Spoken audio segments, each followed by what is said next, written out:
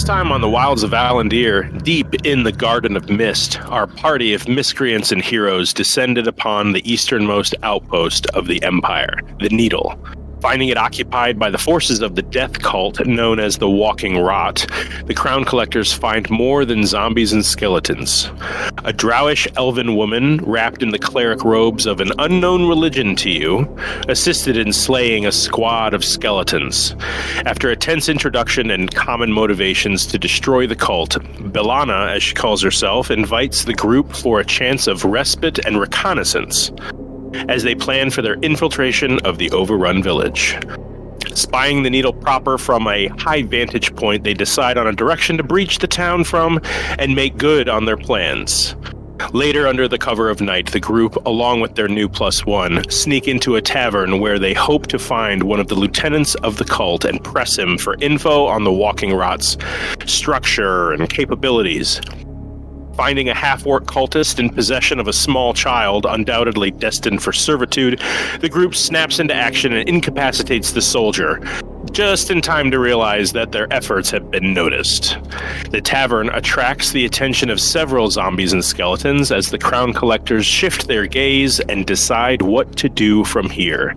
In Discord order, we have Kravish. What is your first decision now that you are kind of have free will?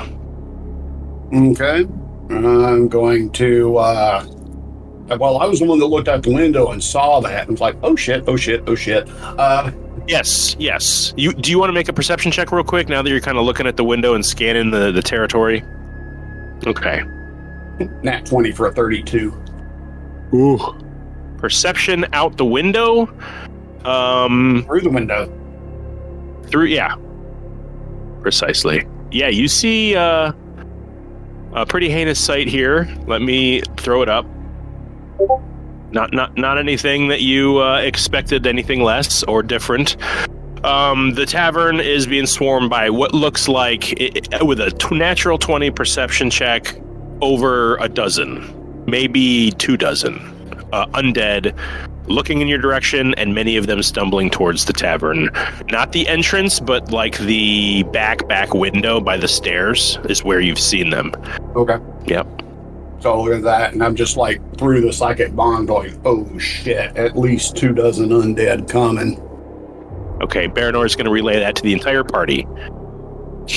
You are all now painfully aware of a threat coming from we'll say, as we look at, I'll put everybody on the tavern map. Mm-hmm. As we look at the the northwest corner of this place, there we go. Everybody can see that. The group is coming, the group of undead are coming from this direction, southeast. There's a ward of there's a glyph of warding out here that can be dropped, unless I think it's friendly to all of you. It's definitely not friendly to the guy that's on the ground over in this corner. So, Kravish, yeah, you definitely. I'm sorry, go ahead. Oh, sorry, I was going to relay to unless you want the whole damn town on top of us, you may want to turn that glyph off. Yep. I'll drop it. I'm sorry, I interrupted. Proceed. You gonna drop it, Yeah. Okay, fair enough. The entrance is now clear. You can see an undead stumbling around, maybe 30 feet. I gotta bring my metric translator up for Ellie's sake. Apologies. 30 feet away, I guess that's like 10 meters, I think. And you can do feet. You can just do it all in feet. You sure? Yeah, you don't have to keep doing it to meters because D&D is, it's mostly in. Okay. It's pretty much always in feet. So yeah. What an accommodating player you are. All right, so 30 feet from the entrance, you see one. It's not stumbling. It's like vaguely stumbling towards the entrance. That's what you get around, just, as you're really focusing, Kravish, out the window. That's what you get in like the tavern itself. But yeah, just a monster perception check. I'm going to say too, and we'll get to that late. We'll get to this later. That you have kind of a route tactical layout of the town out that window you saw. And when necessary, you can kind of dip into that knowledge that you've just gained. All right. So, Ellie, you are up next. And 1 second here. So this guy in the back, and I'll show you him real quick. Again. Here we go. He's got green skin. He's got pointed ears. He's humanoid enough. He's got a big giant tusk sticking out of his bottom lip, black eye. I mean, you guys kind of just messed him up real bad. He's on his back. He kind of, let's see here. He kind of is like leaning on his elbow, and as you move about the tavern, Ellie, the half-orc blinks himself awake, wounds seeping blood onto the floorboards. He shakes his head abruptly like a dog, his eyes open wide, bloodshot and bruised, and he cranes upwards and catches sight of you, Balana, and a curling smile frames his orc tusk. You... The prodigal child. Yeah, and he kind of leans forward on his elbow. She's been looking for you. And you see him dig into his pocket, and it looks like he's palming a small knife. And you're about 5 feet from him. Can I go to knock the knife out of his hand?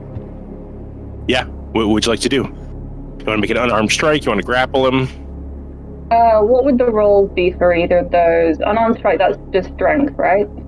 It would be something. You can make it a dex check as you're trying to move and get your foot, your hand around his wrist or something, or stop him from pulling that out. It would definitely be some kind of a dexterous check. Because I'm going to try and sort of twist his wrist in a way that would make him sort of be forced to drop what he's trying to pick up. Okay, I'm gonna have him make a strength check, like an athletics check. Let's see who beats each other. All right. He got a natural 6, not great. Yeah, 12 will do it. You want to use your foot and kind of stomp it out of his hand. Yeah, I think she's getting closer than that. I think she's gripping his wrist with her hand and just Okay. So he's dropping the knife, right? Yeah, he's either dropping it or you've got him by the wrist and you're kind of controlling his arm. He's not being able to withdraw it any further than it is, maybe an inch out of his pocket. So you've got control over it. What would you like to do? I've got one hand free, which I'm going to clamp around his throat because I don't want him to say much more. All right. Just stare at him. And I'm just going to say, for a stranger, you seem to have certain concerns about me and certain assumptions. I'm no prodigal. And then I'm going to slam his head against the ground. Oh, auto hit. Why don't you roll a d20 and see if you crit? Because you're grappled with him, and all you did is pressed his head really hard into the wood panels, which is easy. Yeah. If you crit, this is gonna be awesome. Oh. So, you've got him by he's wearing a net collar. It's about 3 inches wide, goes from the bottom of his jaw to the kind of edges of his shoulder, his collarbone. He's got this netted collar, and you kind of grab it and use it and just slam him against the floor, and he's instantly unconscious. His eyes roll back, he falls back unconscious. He's not making any noise, he's not making any movement. He's not dead, because you can kind of feel his pulse holding onto his neck, but he is out. So that's going to count as an action, so why don't we go to Koza? You're over here. There is a small... I should have put a little guy there, but there is a small child sitting right here in this 5-foot cube space, and he is on his haunches. He just ran into you and fell backwards, and he's going to back up. I got to put something there, don't I? Well, he could just be an invisible child. I'm sorry? I said he could just be an invisible child. Oh, no. Okay. He isn't. He can see... Can he see you? You're invisible. So he hit a wall. Let me see. He hit a wall of nothing. Let me see. Give me 1 second. Or did you drop that? I may have dropped it. I feel like I remember you dropping it last session. Here we go. He is here, backing away from the invisible wall, maybe. Oh, it only lasts for 6 seconds. So I Being definitely invisible? would have dropped it by now. Okay, so he's going to bounce off of you, back up, and he's going to make another 5 feet away. So he's 10 feet away. He's not in grasping range. And he's going to catch sight of Balana. I'm going to make a roll on his path. Not great. 3. He's going to look at Balana as he's backing up to his right. And he's going to open his mouth, point his finger at you, Balana, and just scream a blood-curdling... He's now dashing through here. And as soon as he gets here, he looks at you, he's screaming his head off in horrid fear of you. And you see him back into this space here, and all of a sudden he goes silent. His mouth agape. It attracts no one at this point now. He is silently backing up, and he hits a wall, and he almost goes unconscious from fear as he looks at you and points a finger. I'm going to, as slowly and carefully as I can, make my way over to him. Okay. And take off my cloak of calm emotions and just kind of wrap it around him. Okay. As like a safety blanket. Yeah, let me I gotta roll a wisdom for him. Yeah, he is freaked out. That was a 2. So, the magic works. Even though it's a silent space, the magic is working all the time. Nothing needs to be cast. So this object that you throw over his shoulder, and all of you see this, and it looks like, I guess, just like a big brown cloak with like a leaf pattern on the shoulders or something. I forget how that thing looked. But the child just sort of sits on his haunches and looks between Balana and looks between this half-orc on the ground. And he's like, he looks like he's like 8. Yeah, I'm just gonna wrap the cloak around him and then kind of pick him up. Right. And say, you're gonna want to come with me, and like hold him on like my hip. Okay. Like and a baby. Start to make my way towards the door. Oh my God. Oza, baby Bjorn, the human or halfling baby, halfling child. Because it looks like it is a halfling child, so he's small. That image now lives in my head rent free. He's got you, or you got him. I'm gonna watch this. I'm gonna group these together. There, now you and the child move as one. Go ahead, move around the map. All right, I'm going to make my way towards the door. Aw, why didn't it work? Oh well. Okay, there you are. Yeah, you are up next. Did we skip Corey? I feel like, or did you? You need to go first. Okay. We haven't had yet, but no. I guess I'll throw him out at the end. You are way up here in the north corner. You can see through this window here a sea of undead on the horizon, all shuffling in your direction, very slowly, mind you. What would you like to do, Ken? About how far away would they be? From the window? Yeah. There's one maybe 20 feet away, 2 more behind it, 10 feet beyond that, and that gets denser as it goes on. So yeah, you've got one about 10, 15 feet away from the window. It's only one from your direction. And I would say you can see outside this window, Ken. Looks out that window real quick, and you've got pretty good, fast perception. You can see huge amount coming from this direction far away. Huge amount. About how far on the other side? Over here, they're far off. They're about maybe 30 feet away from these windows. But there's a lot of them, a lot more. All right, so I'm going to move over and stand on the table.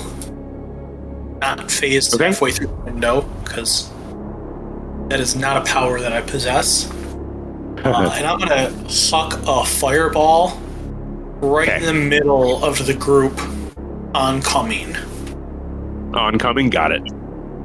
30 feet radius. 20-foot radius. Wow, I just got double threes. Double threes on my rolls. Double threes. Each one of those rolls was for a dozen zombies and skeletons. They both failed. So everybody in this 20-foot radius is affected by this, and I just rolled for how many of them there were. So we'll go through that too. You know what? You all watch as pops up on this table, and this moat of very white hot fiery energy just sort of sails away from him and turns almost yellow and then orange as it spreads, and then detonates this half dome of space. And you watch all of these creatures stop in their track, because I don't think you've rolled any damage yet. And as they all just sort of stop while this glow sort of momentarily forms around them, how do you want to do this? That was great. So I did roll damage. It's a 30. Just if that. Yeah, okay. Okay. But yeah, I'm figuring that this will just kind of detonate from the center point of this group and just literally explode them into pieces. Yeah. Like shrapnel everywhere. A skeleton hand grenade went off. Yep. And created shrapnel that pierced the sides of certain zombies, and they were walking and their little rotten muscles separate and they topple over. You just carve this circle shape out of the oncoming undead and just liquefy and char and turn everything into dust, bone. It all drops immediately. Everything's on fire.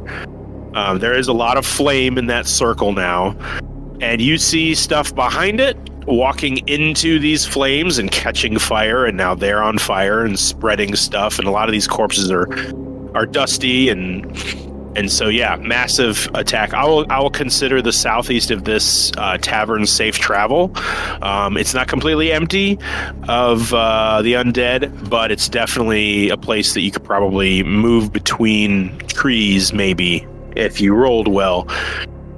So southeast is a safe zone, folks. I will say that we're going to go back to the top of the round, unless you got anything you want to do, like as a bonus action, That'll be Okay. it for me. Yeah. So you can clearly see a space from this tavern where you could probably exit into the forest with a couple of good rolls. So, all right. Kravish, still standing at the window, you see, just sort of like throw this huge, loud detonation far away from the tavern. There's no danger to you guys. There is a couple of little embers that sail towards the tavern after this thing just blows up. What does Kravish do? Remind me again what corner that was that just got barbecued?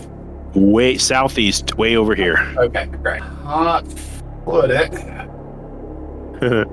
here.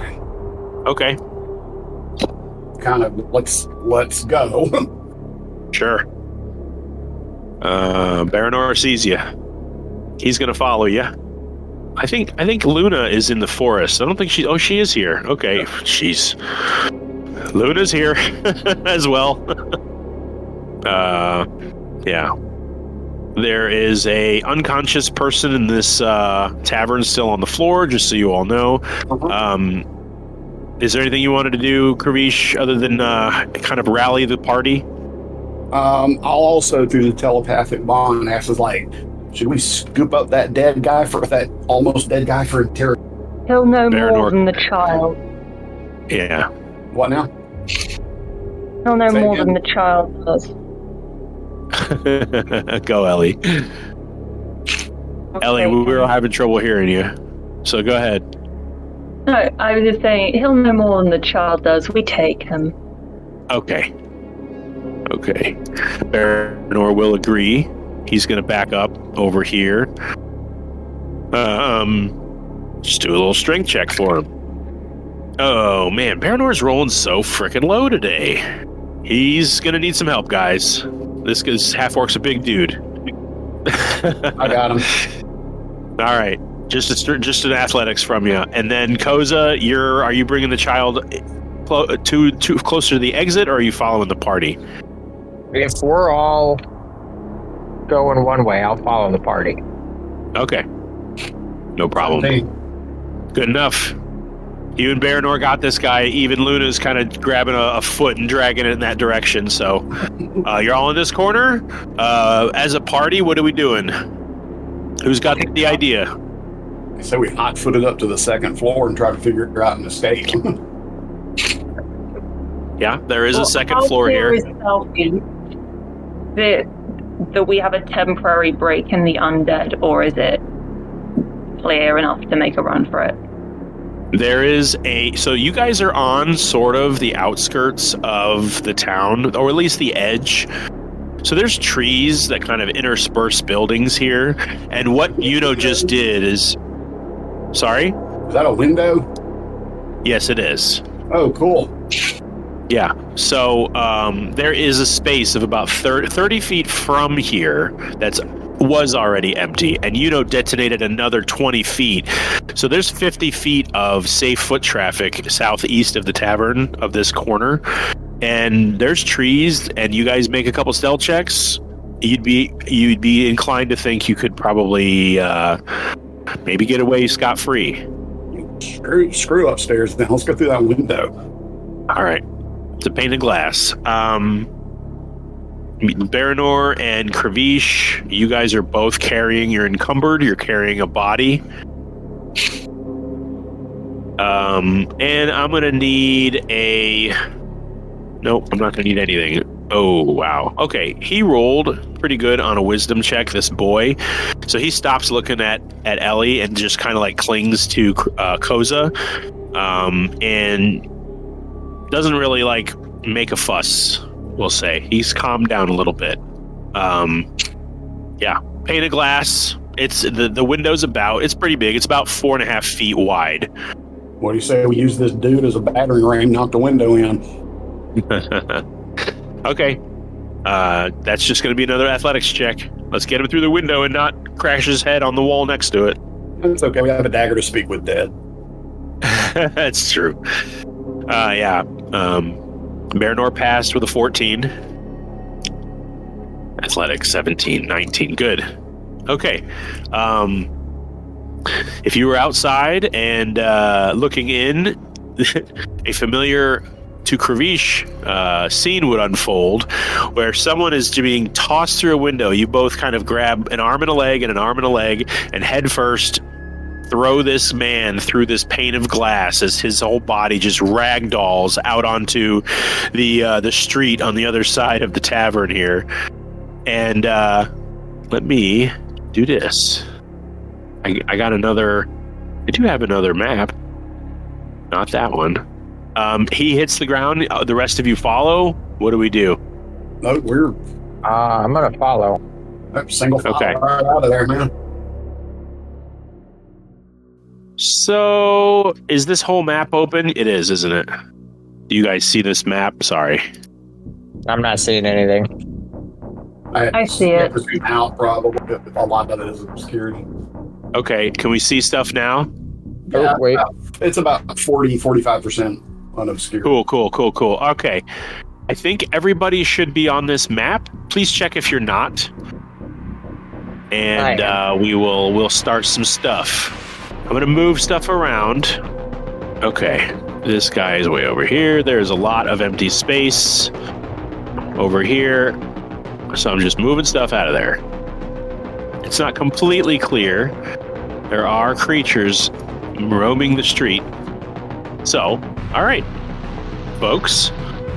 Let me give you your little halfling dude back. Your baby Bjorn. Yep. Aw, there he is. Wherever you move, I'll move him too. Okay. Okay. All right. There's Baranor and Luna. Ellie's there, or Balana's there, I mean. Okay, folks. I'm gonna run a kind of a D&D timer on my phone. When a certain amount of time passes, I'm gonna do stuff because that's like a round. So make your decisions quick and decisive, and good luck. So here is the map. The direction that your safe zone is in this direction. So if you tap the map, I didn't see where the safe zone was. Safe zone is in this direction. Can you see that? No, still can't. Do you mean the south? Because that's where we came from. So it's sort of. No, yeah, we came from here. Yeah. Okay. But the safe All right. zone is here. Alright, is the safe zone up here? Yeah, it's in that direction. It's in that direction. I know the map is from last session, and it seems like you came from the bottom, but let me see if I can flip it. Maybe I can flip it. Make it a little more believable here. Yep. Horizontal. That should do it. All right. Okay. So, let's do this. The little icons for choosing stuff they're stupid. All right. Okay. So, you guys are over here. Oops, I'm moving stuff. We go back to tokens. There we go. You guys are at this tavern's other end over here. Let's go ahead and roll initiative. Let's get some initiative on the table. Yeah, and just because the map changed, can you tap the... Oh, sorry, no, you go first. I was going to say, now where exactly are we? Are we here, or are we... Yep. And the safe zone is this way. So everybody can go ahead and pile in over here. I will move some stuff out of your way because it's not that dangerous. We're right next to the thing. There we go. Yeah, and we're trying to head for here. Okay. Yeah. I'm going to reveal more of this map, too. You're trying to go to the southwest of this map. There is kind of minimal activity here as well. But you will know that farther than 30 feet from that zone of fire, as this fire starts to kind of die down, because it's magic, it doesn't really catch, just does damage, that this way is not as congested as way out here is. Like way out here, you can see that 30-foot cone or zone, there are zombies that way as well, but there is trees out there and you can probably move around and maybe get away.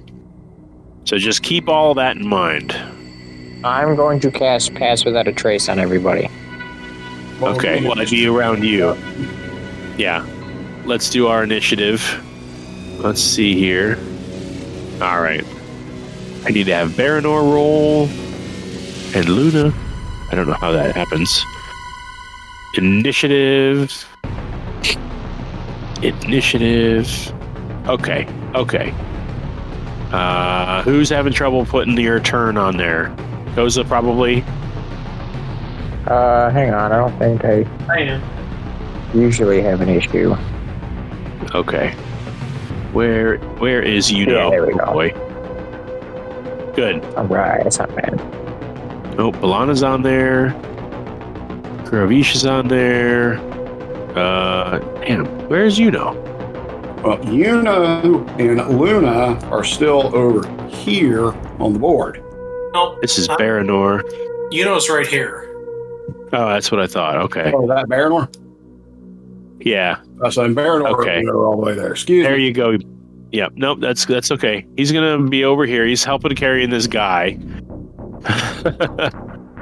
All right. Let me descend everybody. Is everybody there? You know, you got to put your number in, unless you told me. I haven't seen it yet. Yep. 23. Nice. Okay. And what the hey? Let's put the undead on there as well. Let's do it. Hey, what the hell? Add turn. There we go. Oh, it just keeps doing Luna. Hold on. Why is it doing that? Weird. Okay. I don't know why I did that. I want this dude right here to be his own guy. All right.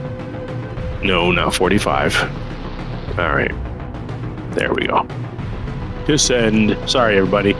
Got a little caught up in housekeeping. Okay. Top of the round is You are at a free sprint. You can use all your movement to dash if you wish. What would you like to do? Which direction are we heading in again? I know the map got flipped a little bit here. Yeah, it got flipped. Right here is the distance, the direction of the clearing around the tavern.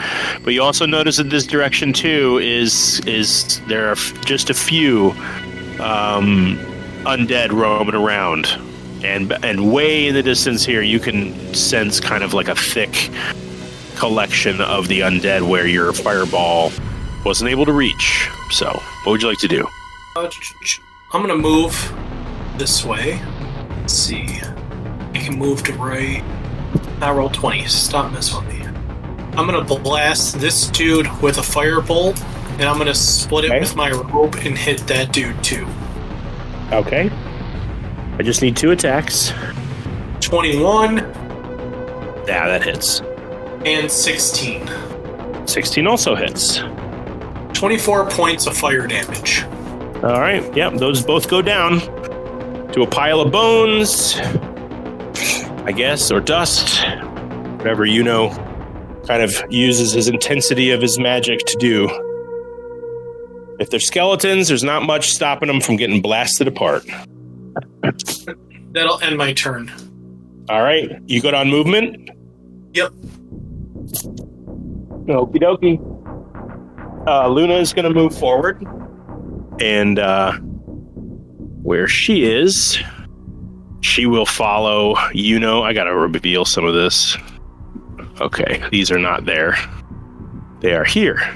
And this guy is also not there. He is way out here. All right, Luna's going to follow. She's going to get about there. She's going to... no, you know what? She's going to make it to there. She's going to attack this guy here with a bite. And he's going to have to make a strength save. The crusty zombie actually scored high on his strength save, which is probably going to be enough so that he's not prone. Oh, does it say her tax on here? Bite. Bam. There we go. I don't know why it doesn't say it's Luna, even though I'm rolling it. So that's going to hit for sure. Oh my god, she downs this undead thing. Wow, Luna just rolled high on both of her rolls there. Good job, girl. Jesus. All right. That guy's down, so your path forward is now completely clear. There's nobody straight ahead of you in this direction. That guy actually is way up here. Sorry. Just spinning plates, folks. Okay. It is the Walking Rot's turn. From the edges, we'll just have these things make their way forward. They don't have a lot of room to move, but they do move a little bit. And one of them is going to take a swing at for sure. He's going to start from back here. He's going to go up to All right, he's making a slam attack and doesn't do very well. He only gets about a 7. 7. So this thing, not even close. You just sort of sashay out of the way of this thing, sort of swiping at you. It's actually very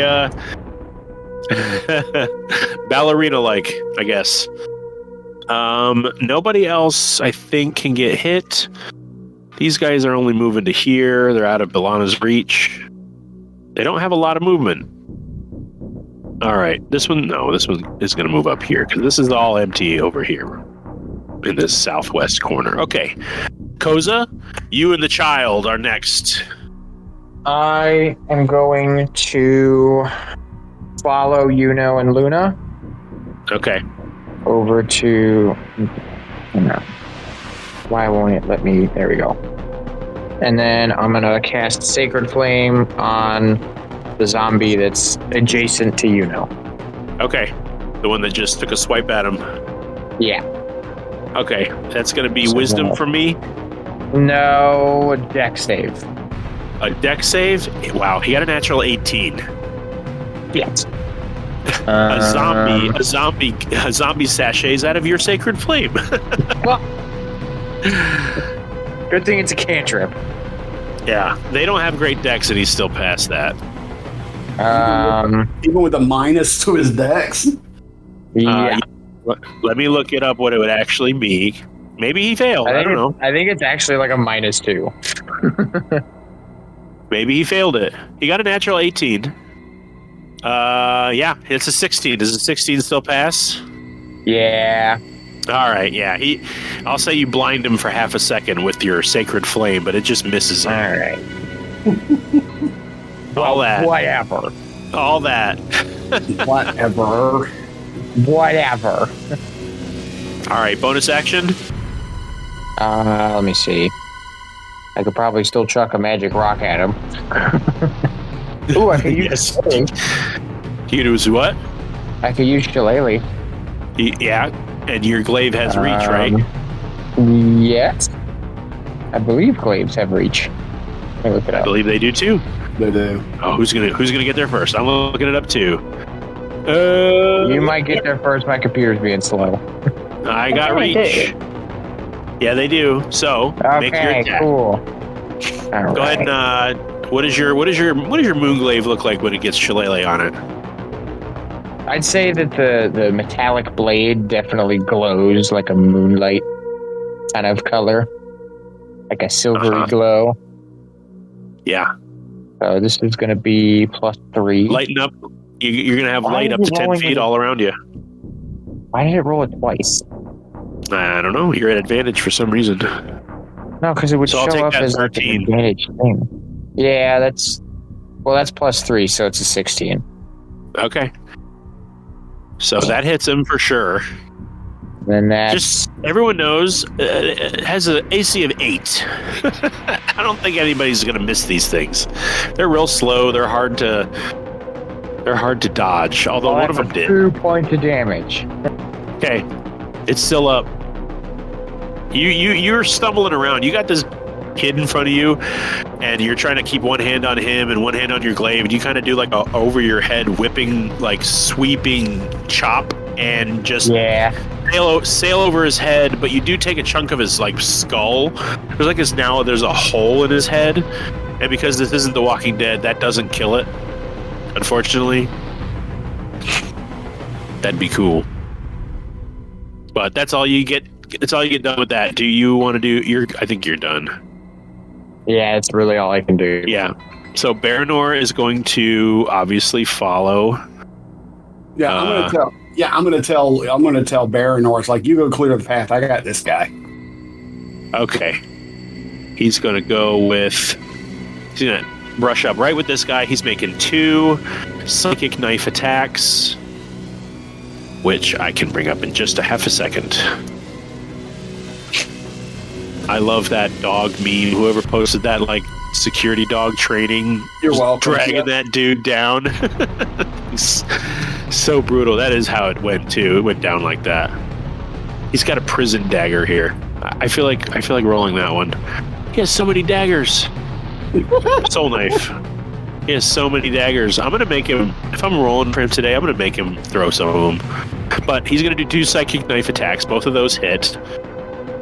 On this one zombie, that's 6. He's already got 2 off. Another 10. He drops. Boom. Drops heavy. Baranor pulls his knives out. He spins around. He scans the field and readies himself to do what he's going to do next. This guy's gone. All right. Kravish, I think. Nope. Sorry. There we go. Belana, what are you up to? Way up there by the entrance of the tavern. I was thinking, because we've got one up here, one down here, strategies. I think I'm actually going to move first. So I'm going to get to here. So actually I'm going to have to go down first to get away from that zombie guy. So I'm going to walk to here. And then I'm going to turn, and I am going to sacred flame this one because it looks like more of a problem. Yeah, indeed. Hold on here. All right. Sorry. Okay. So Ellie, your character, Balana, is going to Sacred Flame. You do see that this guy right here, it's hard to see in the dark. But he's not wearing like traveler's clothes or armor, because there are like Blackguard walking around too.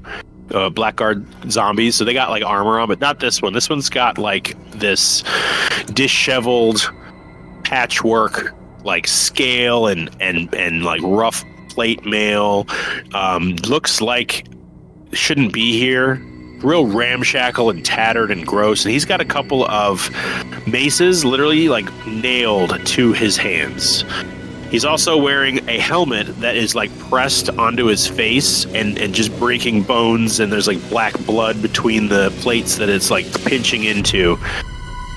So your Sacred Flame of a 17 misses. Or is that no, sorry. I have to miss with that. Oh, that's a very high. That's a very high roll. Sorry, 18. Ooh, it got a 17. So you hit it. Wow, 18. That's crazy. I guess I just gave away its AC, huh? Or did I? All right. So 17 damage does not put this guy down. Unfortunately, he's a little meatier.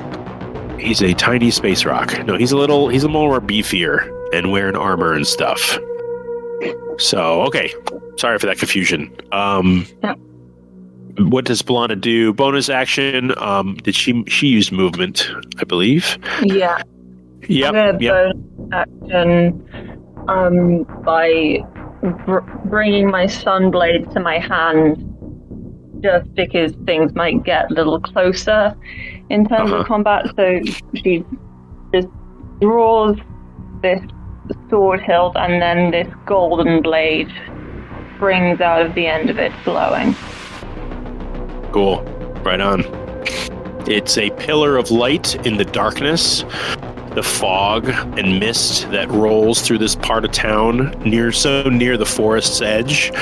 It's very thick, so your sword just sort of picks up light from all around it and just sort of glows this heavy glow around everything as it kind of all the fog catches it. All right. Turn order goes next to, what the hell? Move out of my way. To Kravish with Yuno on deck.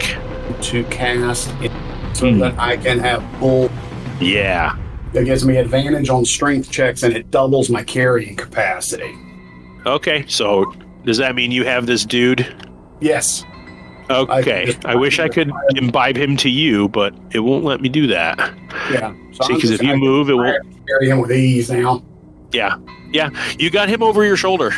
He's smaller than you. I mean, he's a half-orc. You're a giant dragonborn. You've got him over your shoulder. Where are you going? I'm going to go to right here. Okay.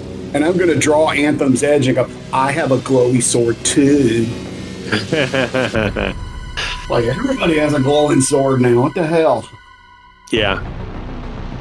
Anthem's Edge comes out of its sheath, and as you whip it above your head, this melodic whistle through its flute-like holes sort of like sings its way up, and the blade begins to glow a moon-like blue, kind of similar to Koza's, although yours is more of a blue. And there's now a whole crap ton of like visible light around you. Probably not good for the whole stealth approach, but I think that would be about 10 minutes ago. No, you guys are a beacon. Everyone knows where you are now. For sure. All right. So, are you making a cast? Are you just hanging out? Oh, let me see.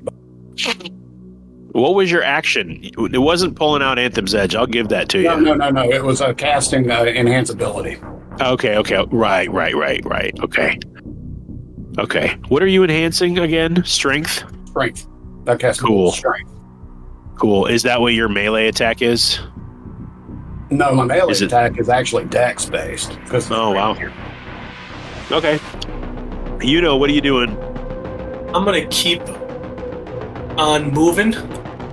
Okay. Keep on grooving. And I'm going to turn. Where's that dude that hit? Oh, he's on the ground. Never mind. Yeah, he is dead.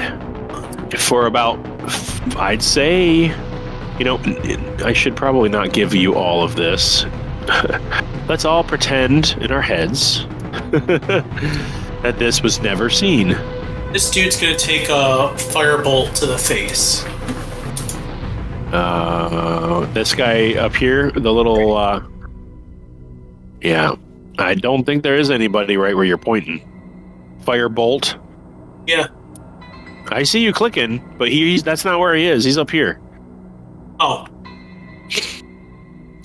Well, he appears on. If you could understand, it does.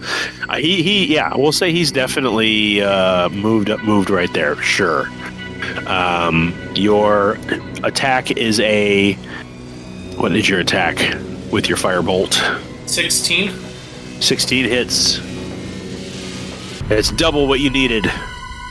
21 points of fire damage. Yeah, he's smoke. He is smoke and ash.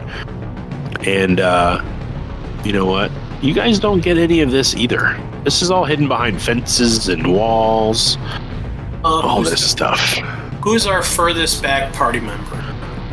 Looks like Koza and the child, but only because it's not their turn yet. Like, you guys are all kind of moving together.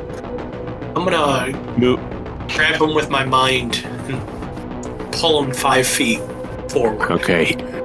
So, Koza, I'm gonna need not a strength save from you because you have to hold on to the kid. I'm guessing you'd fail. I'm guessing you'd fail his strength save, so you can be pulled. But he's only allowed to target one of you. He can choose to fail. Yeah, exactly. Why is it rolling twice? You're probably clicking it twice. I'm not, though. You just it must be my mouse then. Because I have it so, yeah, it's probably your mouse. That's a failure on your part, unfortunately. So, like the crash dummy videos where it shows like a dummy holding a baby dummy and a crash, the whole car goes flying and the baby stays where it's at. That's kind of what happened to this kid. He yanked you auto failed, but you like kind of momentarily forgot, oh, he's not in a baby carrier, baby Bjorn thing, and he goes flying away from you and hits the ground. He's not unconscious or anything, so he like just kind of gets yanked away from you and lands on his feet, which puts you, how far do you pull him? 5 feet? Yep. Okay, so that.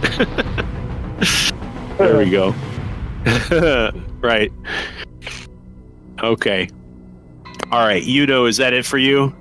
That's your action and stuff. Okay. All right, yeah. So Luna is going to continue. She's following Yuno southwest. And I'll say I'll use up all of Baranor's speed, and on his next turn he'll be there. That's it, pretty much. So, as for the dead, this one's going to advance towards you guys where you're at. Definitely is going to get within striking range. Balana, you see this really like ugly job, like hack job of just slapdashing armor plates onto this thing. It just sort of leans forward and swings both of its arms at you, and it has these maces just kind of like jammed on between its fingers. It's real grotesque how they've sort of make this thing hold this stuff. So that's going to be one strike from one, which is a not great. That's only an 11. So the first strike, you're just sort of ready for it. It swings wide, and then it hits you with another one. That's a natural 19. So I'm guessing I'm not going to augment its thing. So yeah, 22. I'm sure that hits. Yeah, just a question. Uh-oh. By natural 19, do you mean you rolled a 20 and it has a -1, or are you saying you've got a 19? I have a natural 19, and these things have a +3. Okay, right. It's just because if it crits, then... Yeah, I didn't think it was. I just wanted to check. If it crits on me, then I have a thing to deal with that. No, he did not crit. I will tell you if they get a natural 20. I like my natural 20s too. Yeah, so how much damage was... Yeah.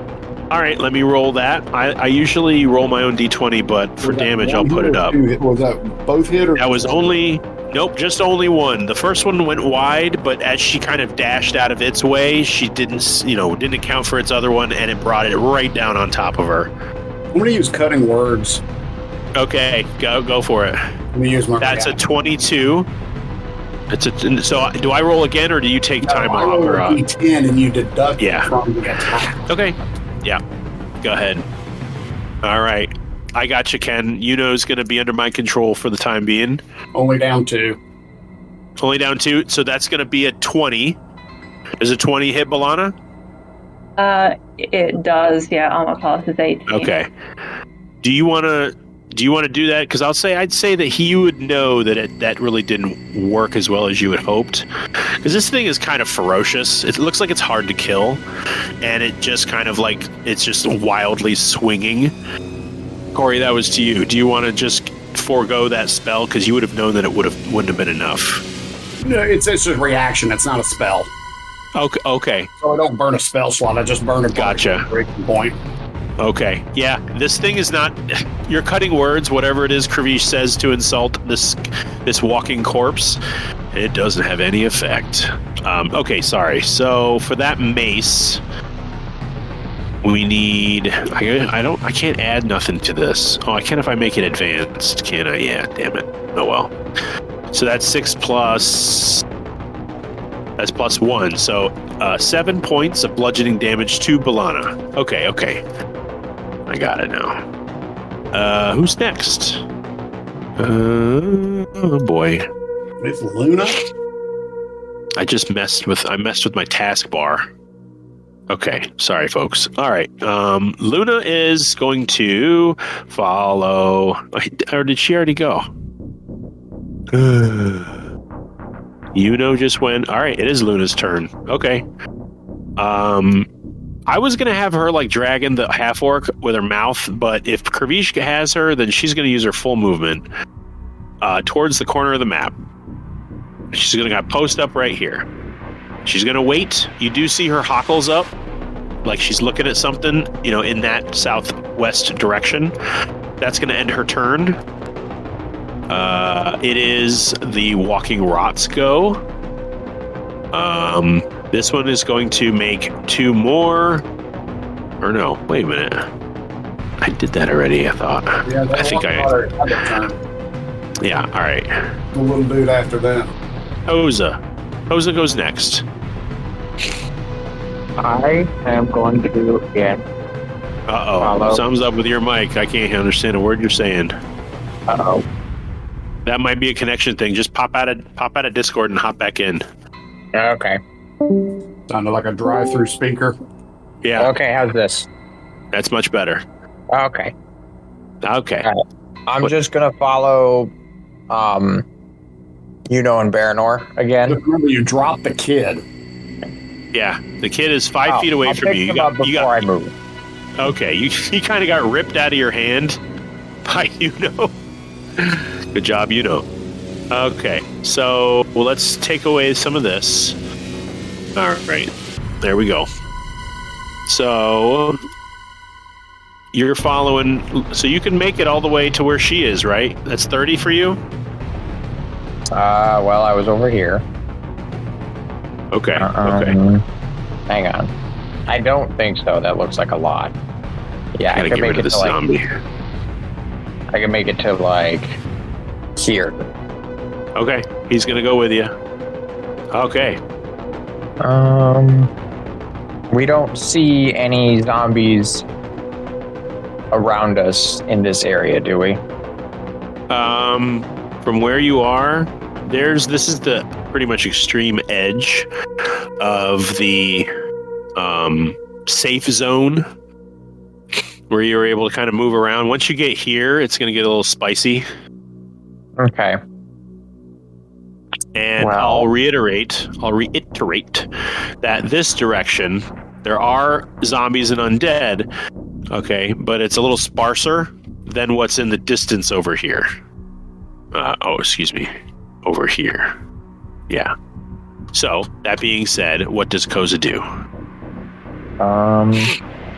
I would say, let me look up what this Twilight Cleric thing does, because it helps with stealth, I think. Yeah. Yeah. I'm gonna give... Does this help with stealth? Or is it something else? I know I have something that adds to stealth. It might be my druid thing. There we go. Okay. Oh, it's during a short rest. Never mind. I'll just cast without a trace again. Okay. I don't think you have to. How long does that last? Or did you lose concentration or something? I may have lost concentration. Hang on. Well, did you or not? Okay, that's concentration. All right. Oh, no, I didn't. Okay. It lasts. All right. Probably like a minute, maybe longer. It lasts an hour. So yeah, so you're good. Yeah. All right, okay. Well, then that's it. Okay. Baranor is going to continue with his mates and make his way with his dog in this direction. All right. Bellana, you got a heavy on your tail right now. Oh, I know. No, I might just see if I can do turn undead on this. All right. Yeah, so I'm going to use an instance of my channel divinity, and Bellana reaches. You probably can't even see this except maybe for Pravish, who's right next to me. So she reaches into the neck of her clothes and brings something out. She's cupping it in her hand so that it's only facing the undead, so that no one else could possibly catch sight of what it is. And then she does turn undead and then drops it back into under her clothes. Right. Now I've got to beat your spell save, right? Yeah. Wisdom. Not great. Yeah, 18. I need to beat an 18. I can't beat this, I think. Because it's -2 on wisdom, so you know natural 20, which I didn't get. Okay. So he's going to turn around and FO. Does that hurt him too? Is there a destroy undead add-on? It will be destroyed if it is a challenge rating at or below CR2. Well, it is a challenge half. Oh, it's destroyed. So it doesn't even turn away, it's just gone. Oh, what does that look like? What does Bellana's turn on destroy undead disintegration look like? So she's brought this thing out from under her. You can't see what it is. You can just see there's something in her hand which she's shielding resonates at the undead. Her mouth moves, you can't quite catch the words. And then suddenly this force, like a wind but also just like a force, just blasts into it from the front and just strips it away until it's just pieces of bone and shreds of metal. Yeah, metal. I'm gonna perception indeed. check to see if I saw anything. If I was anything out of that. Yeah, go ahead. As she just sort of wordlessly or soundlessly, very quietly and discreetly initiates this blast of force that basically turns this thing into a hollowed out suit of mishmash armor as its flesh and bones just sort of turn to dust and blast out the crevices and holes of this armor, and it just topples to the ground. 15, yeah, you saw all that. You did see her gripping something, although she was very, very good at holding on to around it and tucks it in immediately. You see her do that, you just don't see what it is. Gotcha. Okay. Yeah, you clocked it all. It was pretty metal. Damn. Cool. All right. Bonus action, movement. It's no longer a threat. Yeah, I'm Great. going to move. Let's see, how far can I actually move so I can get to about can go to about here. Okay. So I'm just going to move. Okay. All right. Balana is with Koza and the boy. Krivish, you are next. Yuno is up after you. I'm just seeing all this. I'm like, I'm just going to sheathe the sword back. It's like, oh, don't do that right now. Yeah. And Freeze up hand. Yeah, and I am to dash. Okay.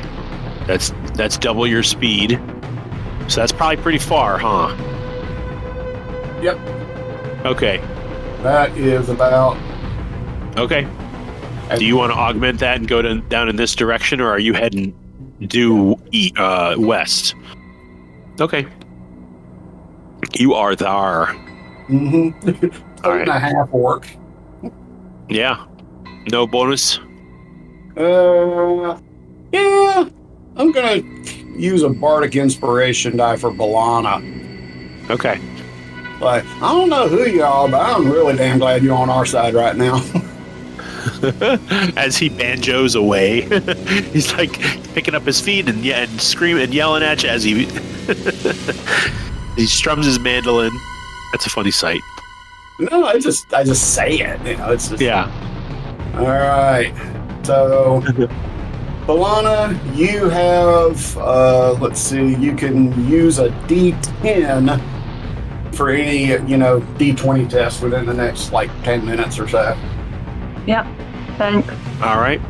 That's Cool. not in character. I'm not saying that in character, by the way, because she's never said thanks in that tone of voice in her life. Like, hey, thanks. No. She gives you a nod and thanks, but it's hard to see that in all the ruckus. Yeah. Yeah, definitely. All right. Does that end your turn, Krivish? That it do. All right. Yuno is going to use all of his movement, running, hopping over fences. He thinks he looks secret agent man type, but he's going to make it all the way over here, right next to his buds. And you see him. He's going to burn again. He's going to burn another slot. He is going to cast another fireball, and he's going to give it to this area here with full damage, I think. All right. I'm going to roll for the... Oh, wow. Okay, that one passed. That one did not. Natural 15, natural 6. Okie dokie. Actually, the natural 15 doesn't even pass because they have a -2 to dex. All right.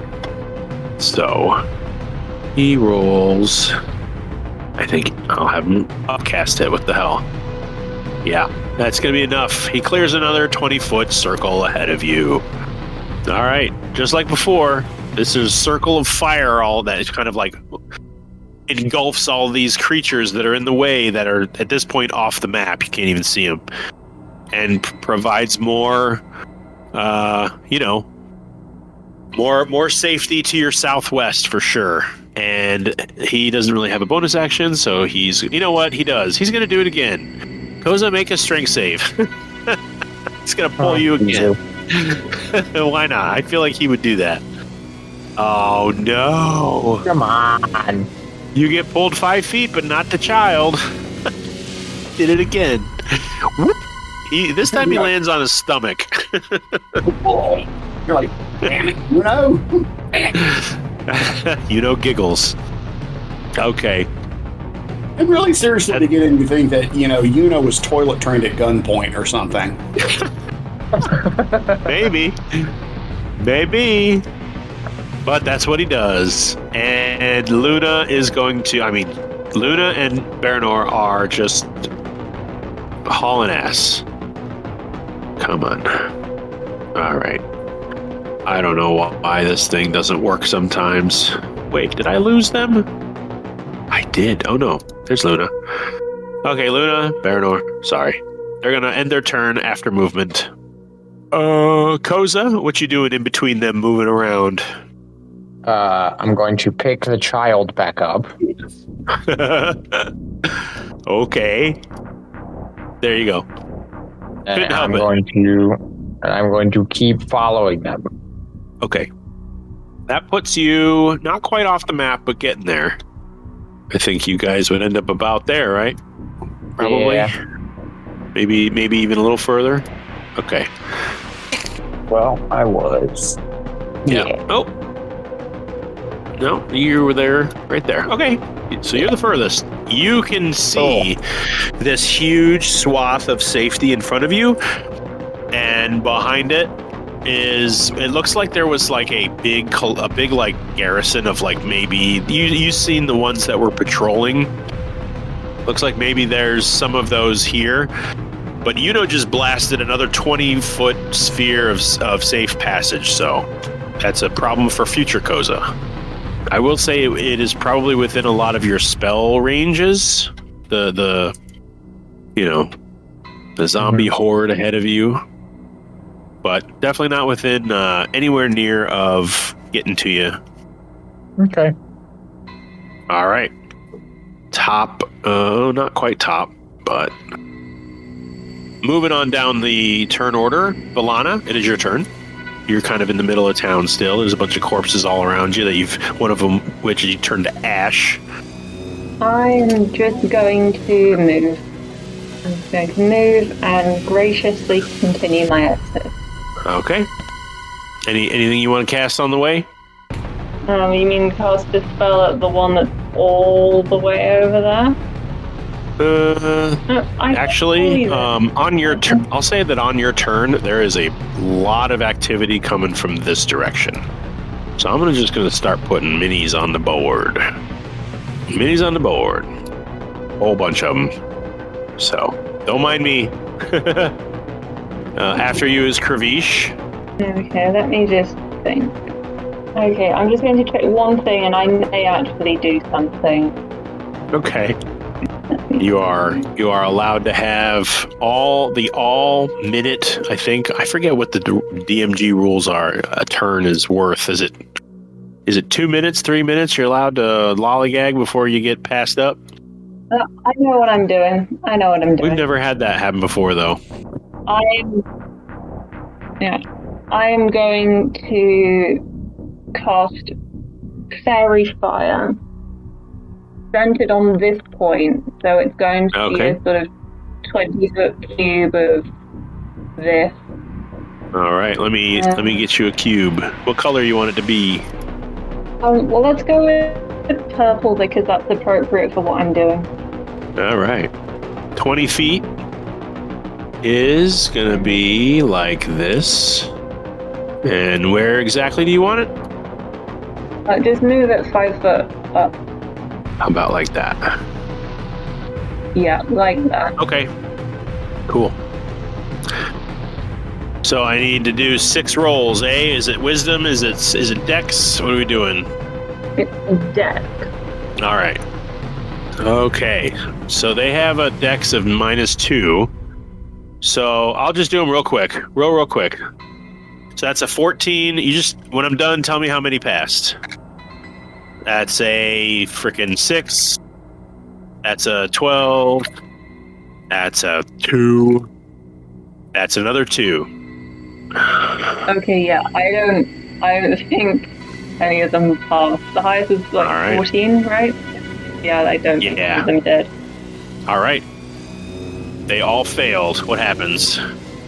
They all just suddenly become wreathed in this flickering purple light, and it just makes them look that little bit more vulnerable. Oh, yeah, they're all lit up. You can all see them real good in the dark, those of you with ranged attacks. Okie dokie. Alright. Yep, Kravish and Udon up next. Are you guys even near each other? Kind of. Alright, well... Yeah, you guys are right next to each other. I'm gonna throw out during this turn somewhere. I'm throwing out like, where are we going to take this guy so we don't give away Valana's hideout? Is going to make a perception check and roll terribly. He's going to go, I don't know, we just got to get out of town, man. Let's just clear away and get into the woods and we'll think on the way. We just got to get the hell out of here, because he's noticing that there is a huge presence up here, and what the hey, we'll say over the last 3 turns, they've begun to migrate west from the east, where this hidey hole area is, and let's get rid of that. We don't need that guy. Really? There we go. Don't need that. Okay. But these guys have begun to come from this direction, and there are 2 living characters over here. One there, one here. This one looks like he's got green magic emitting from his hands. Let's see here. Yeah, the town at this point, the direction you're going is starting to look a little clearer.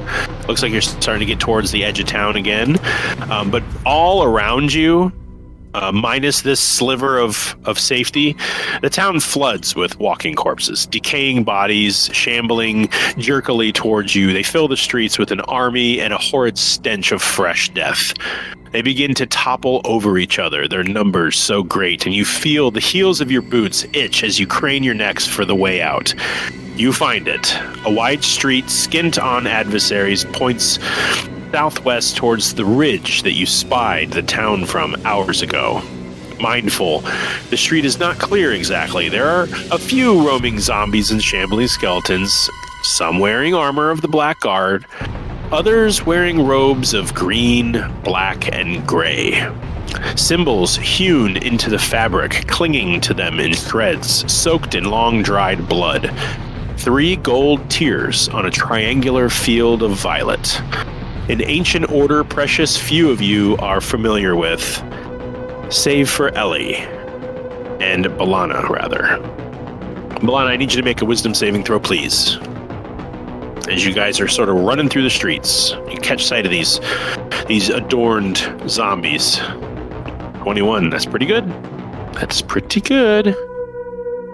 Okay, yeah.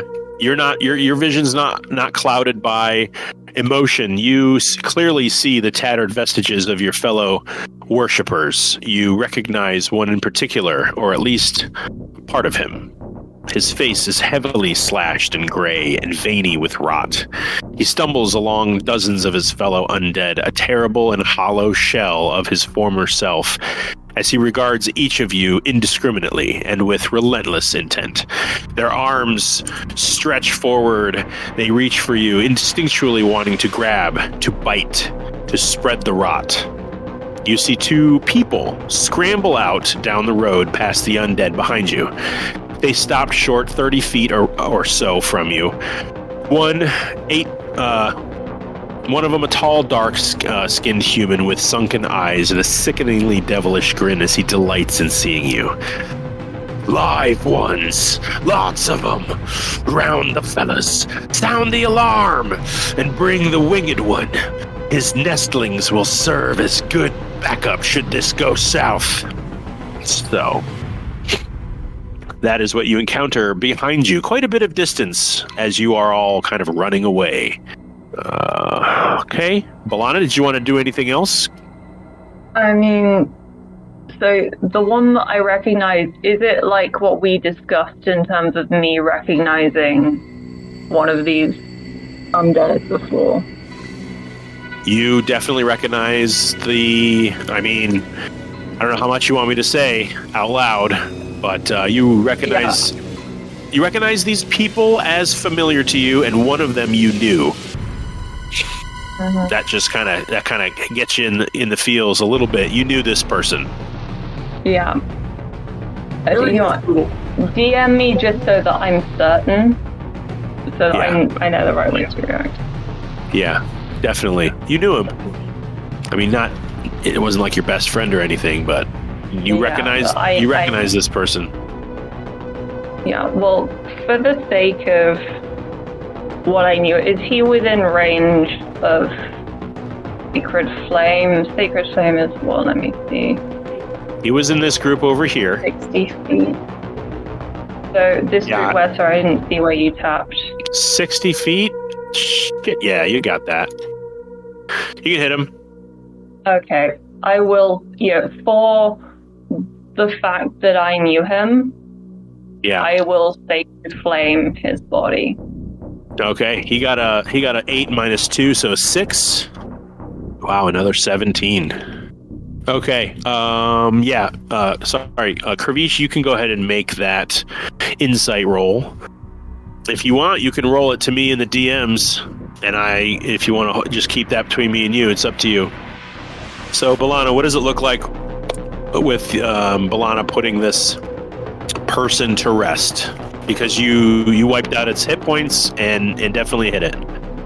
I mean, obviously she's not happy to have seen the fact that this person has been rendered undead, but she's not devastated. This isn't someone who is very, very, very close to her, but it's someone who she respected enough to not want him wandering around as a zombie. It's a gesture of respect, very much what she's done. Yeah, a little professional courtesy. Well, it drops lifeless to the ground. Its undeath energies expelled from its flesh, and it lies motionless. Yeah. Corey, are you giving me that privately, or are we waiting on you? Yeah. I just DM'd it. Okay. All right. Yeah, all right. That was a high one. So, Balana, as you catch sight of this familiar person dressed in robes similar to yours, only much more heavily damaged and old and rotten, you kind of...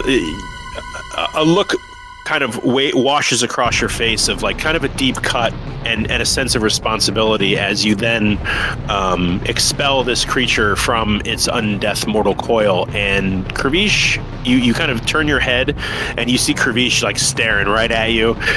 So what would you say an emotional response to him seeing you sort of at a vulnerable emotional state?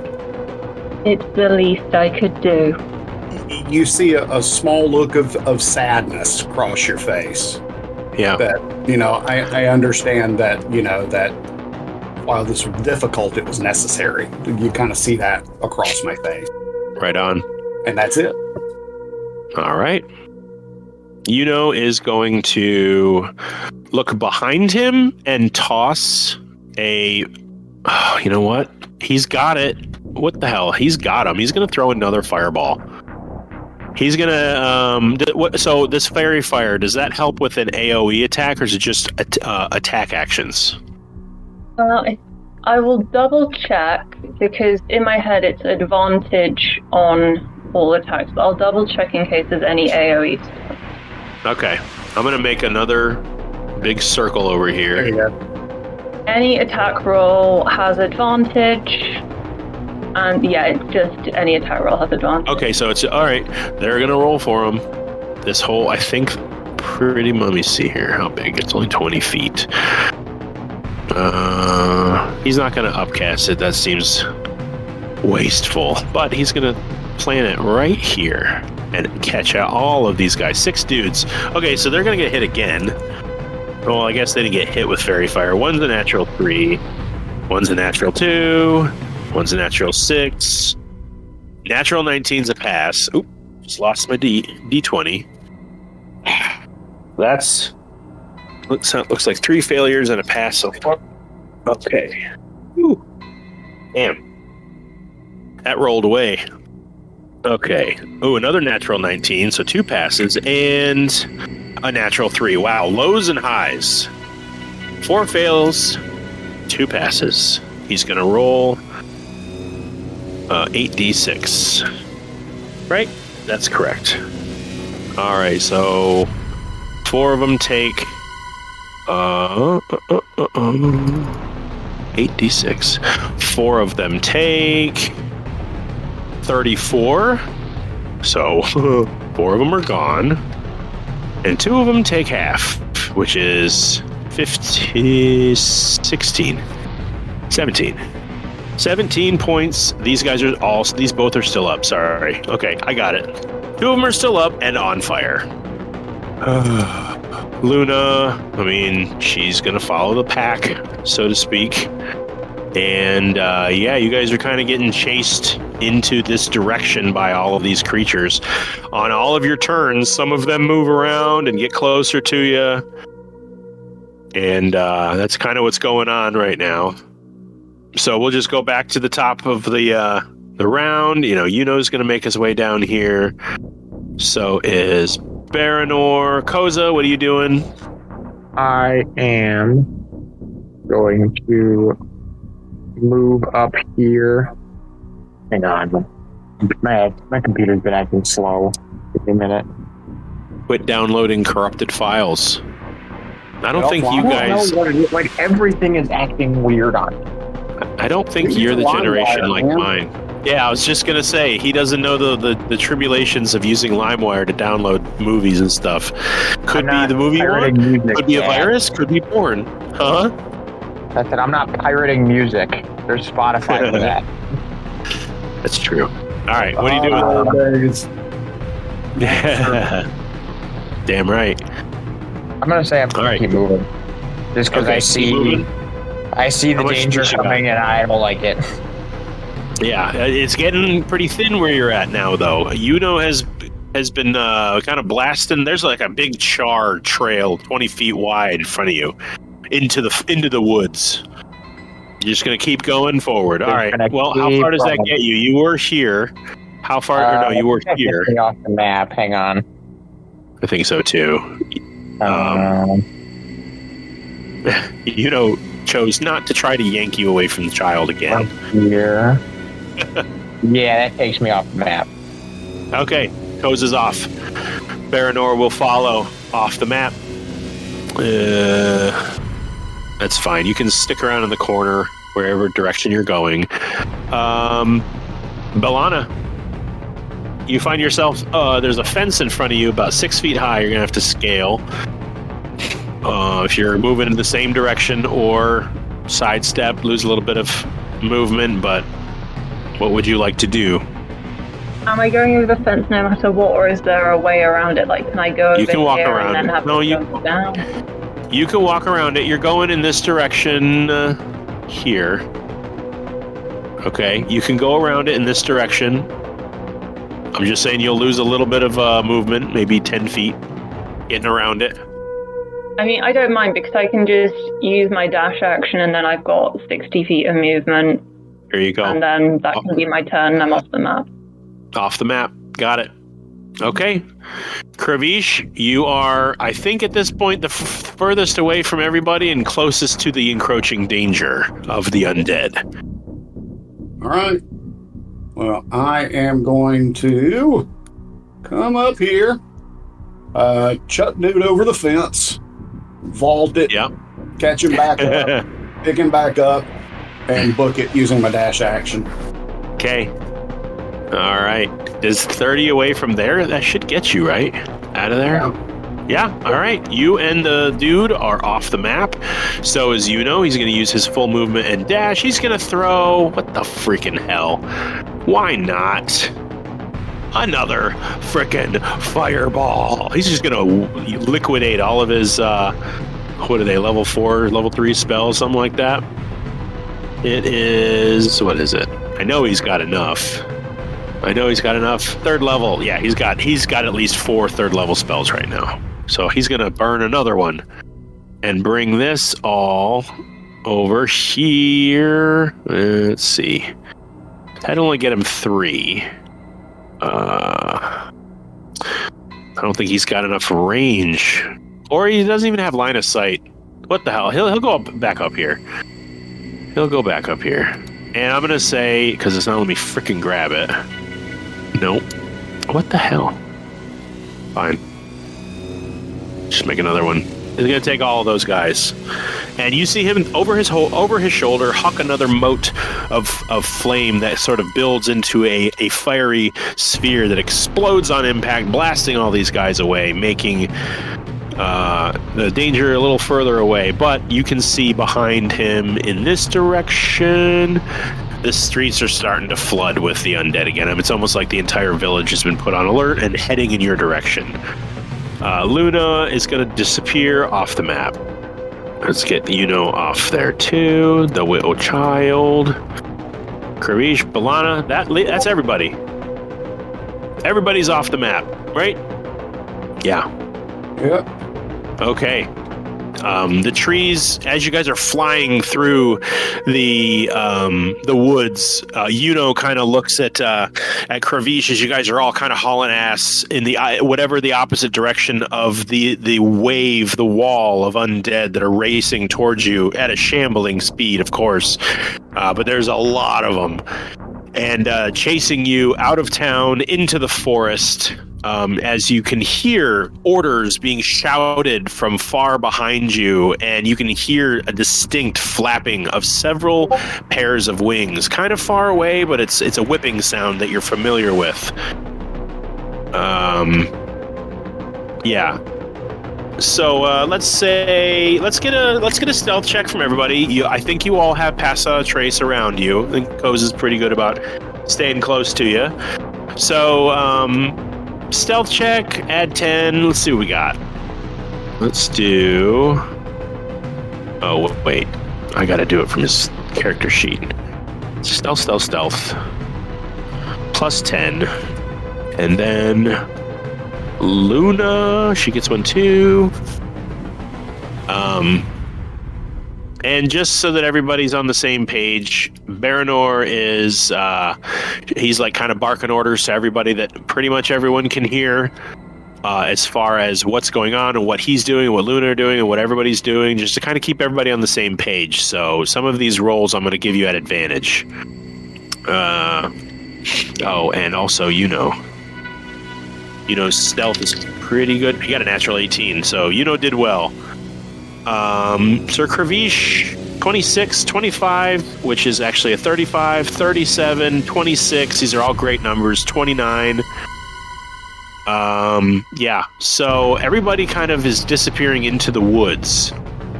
Let's see here. Okay. Where's this song? I love this song.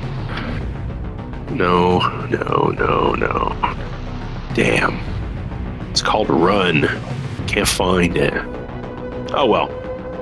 So, some of you are pretty good with perception, right? The stealthy and observe, as you guys are kind of like running further and further into the thick forest that surrounds the edge of the Needle Village, gaining speed. Actually, you're probably slowing down. You're avoiding, shrubbery and bushes and broken branches and downed trees and things. You're kind of moving between trees, but you're going at a pretty good clip and quite quietly.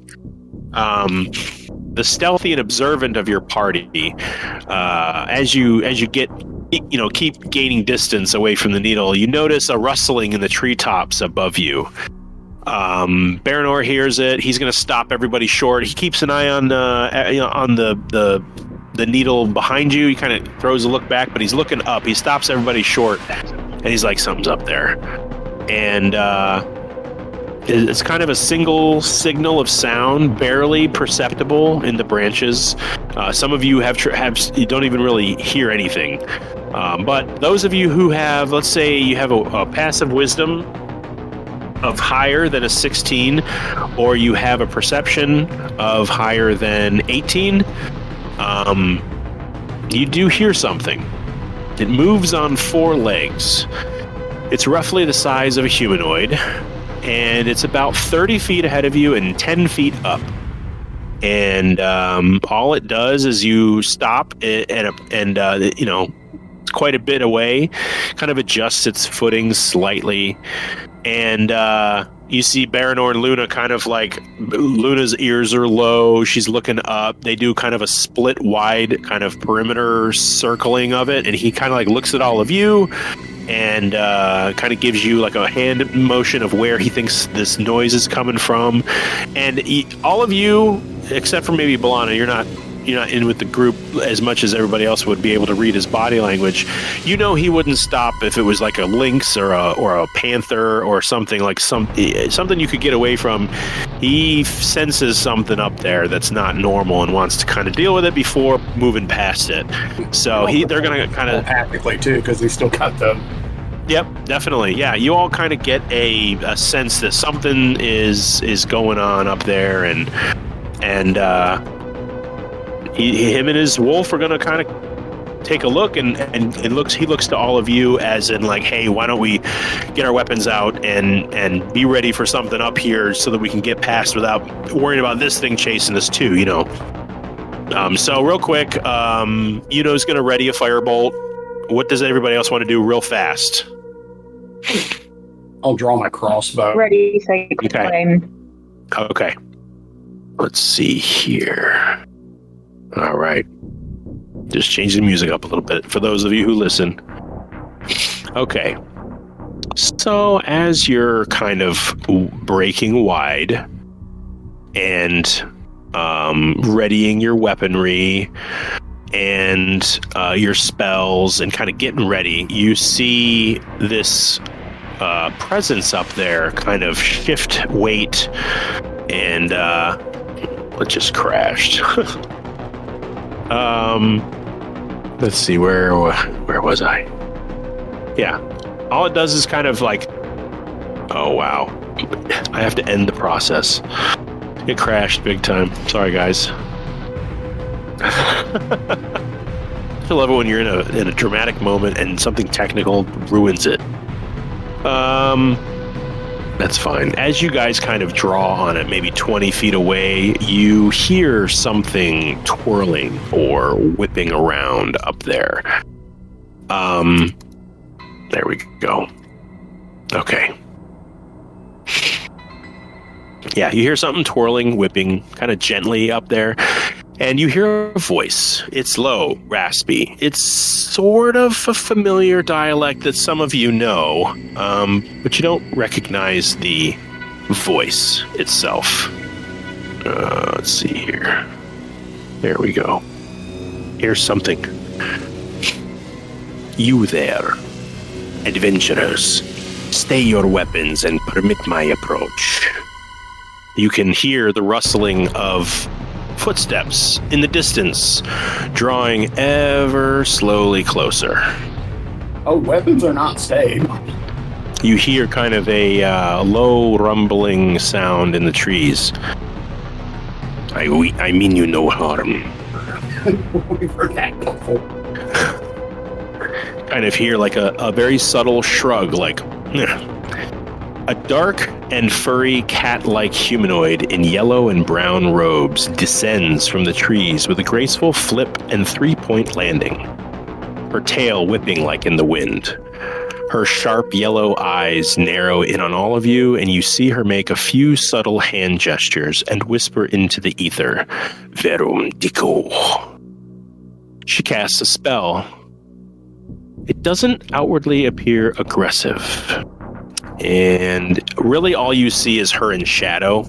You can kind of pick up the colors of her robes, but her face is pretty much obscured except for these glowing golden eyes. I need everybody to make a wisdom save or fail the spell intentionally. I will, you know what, definitely roll for Baranor. I feel like he would probably want to roll for this. Not the most trusting of fellas. Not great. Koza, you passed. Krabish, you failed. Ellie, you failed. Anyone who rolls lower than a 16 must speak the truth or give silence in its stead. What about wisdom? He got a 10. Not great. He does not have a +6. So, it looks like everybody but Koza has to tell the truth or say nothing. You can always do that. She looks over. Yeah, you can tell lies if you want to. She kind of looks over your shoulder and regards you with an urgent beckoning. Do you wish me harm? She kind of asks the entire group. That depends on what you wish us. I do not wish you harm. I thought I made that clear. Very good. And she looks over your shoulder now, and you can hear like the stomping of footsteps, like breaking twigs and leaves. It's maybe 40, 50 feet behind you. It's not terribly close, but they are closing this distance up. I can offer you sanctuary, my home. It is not too far. Baranor's kind of like, what do you think, guys? We got to make a decision soon. Do we have much of a choice? Not really. Let's do it. She kind of regards the rest of your group, kind of, you guys all kind of give like a quick panicked nod, and she looks like she's gauging your traveling attire. Can you move quickly? Sure. I'm not the most fleet of foot, but I can hold my own. Yeah, everyone else kind of says the same. She kind of regards you, gives you a little nod of her own. Then follow Azia. And she's going to turn around and disappear into the forest. And Baranor and Luna, they're going to take off after her. So everybody just give me, this is like a hurried dash action. So everybody just give me an acrobatics or athletics check, your choice, whichever one works better for you. Yeah, 16's enough. This is not going to be a high DC. Yeah. Who's falling down on their way out? Koza, of course. The druid. Oh, man. Do you have better strength than you do dex? I think so. Yeah. Is also going to do very well. So you should have rolled strength then, huh? What would it have been if you rolled it? I mean, it's +1 acrobatic. What's your strength? 2? Well, I could have rolled athletics, but that only would have been a +1. Oh, jeez. +2, 7? Nah, not enough. So yeah, you're gonna stumble, and this kid is gonna be the one that actually props your shoulder up. He looks just as panicked and desperate as you do, trying to get away from the walking rot as this onslaught of undead soldiers and former cleric, maybe monk, maybe priest kind of people, as they move towards you and you just stumble, fall. This kid helps you, picks you back up. I mean, doesn't really, because it's not that strong compared to you, but gets you back on your feet, and you are, I will say, you're last, kind of trying to follow the group. Everybody else kind of takes off, and you can hear, with your hurried footsteps, you can hear the sound of the oncoming undead horde trailing to silence behind you as you tear off into the woods, dodging tree trunks, trying not to step in gopher holes, avoiding thorn bushes, all while keeping your senses behind you and ahead of you to follow the crowd, to follow this mysterious cloaked figure through the woods. And that is where we will take a little break. All right. Mm-hmm. You made it, folks. Good job. Yeah. Let's call that 3:55. We'll take a 15-minuter. We'll be back at 4:10 Eastern Standard Time. And let's see what happens next, folks. All right? All right. All right. See you in a little bit.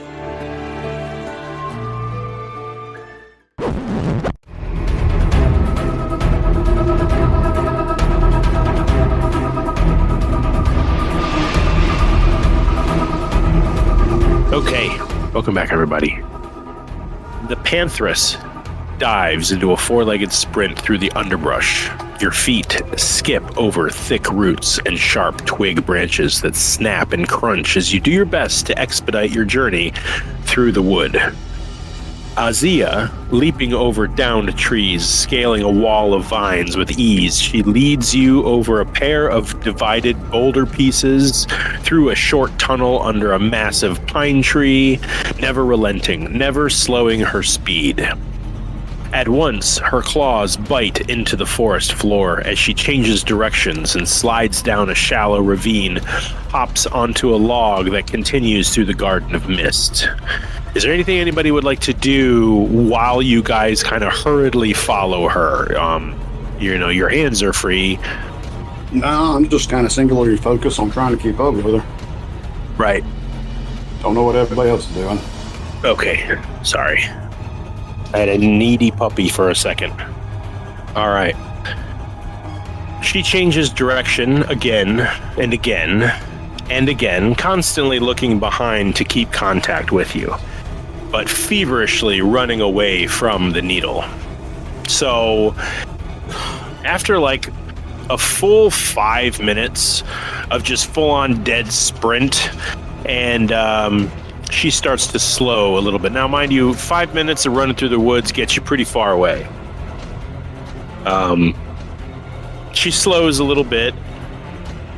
She's not, she's not frantically running through the woods anymore. She's still on all fours. She's dodging between a couple trees, and she begins kind of like a feline gallop before rising to 2 feet and dashing with the rest of you from the bases of a large oak cluster of trees to the bushes surrounding another massive tree hundreds of feet high. Azia leads you farther into the open wilds of the Garden of Mist than any of you have ever been. The noises in this part of the forest are strange and abundant. Night activity amongst the fauna here are double what you've heard in other woods. The pantheress slows her gait and allows everyone to catch up. We are here. She finally kind of steps into the moonlight that pierces this dead tree forest. And, as she kind of steps into the moonlight, you finally get a decent look at her. And this is the person that you see. There you go. You see a kind of a wall of vines, and she kind of climbs a tree and unwinds these vines and drops a curtain of leaves. Kind of reminds you of what Belana had on her little stump, except instead of a stump, it reveals an entrance through like a dense fence of trees into kind of a surrounded clearing and a house. Sagging between 2 fallen silver leaf willow trunks, rotten and weeping moisture over a broken part of roofing, you'd be forgiven if it reminded you a little of Drelka's hut, only more crumbling, dilapidated, unkempt, and long abandoned. The wind whistles through holes in the siding and the windows, and a dry layer of like mud and earth like cakes the foundations. No light emits from its windows. It appears as if no one lives in this run-down, collapsing shack, and no one truly should. The structural integrity looks dubious at best. Azia climbs over... go ahead. No, I was just going to say something smart, Al. Keep it, Azia climbs over a small pile of forest debris that have accumulated around the base of the house and disappears behind a curtain of vines. What do you all do? We'll follow her. Yeah. Well, as you approach the house, not long after she disappeared into it, a low, dim glow warms one of the windows. Soon, many other parts of the cabin start radiating with candlelight here, blurry glow there.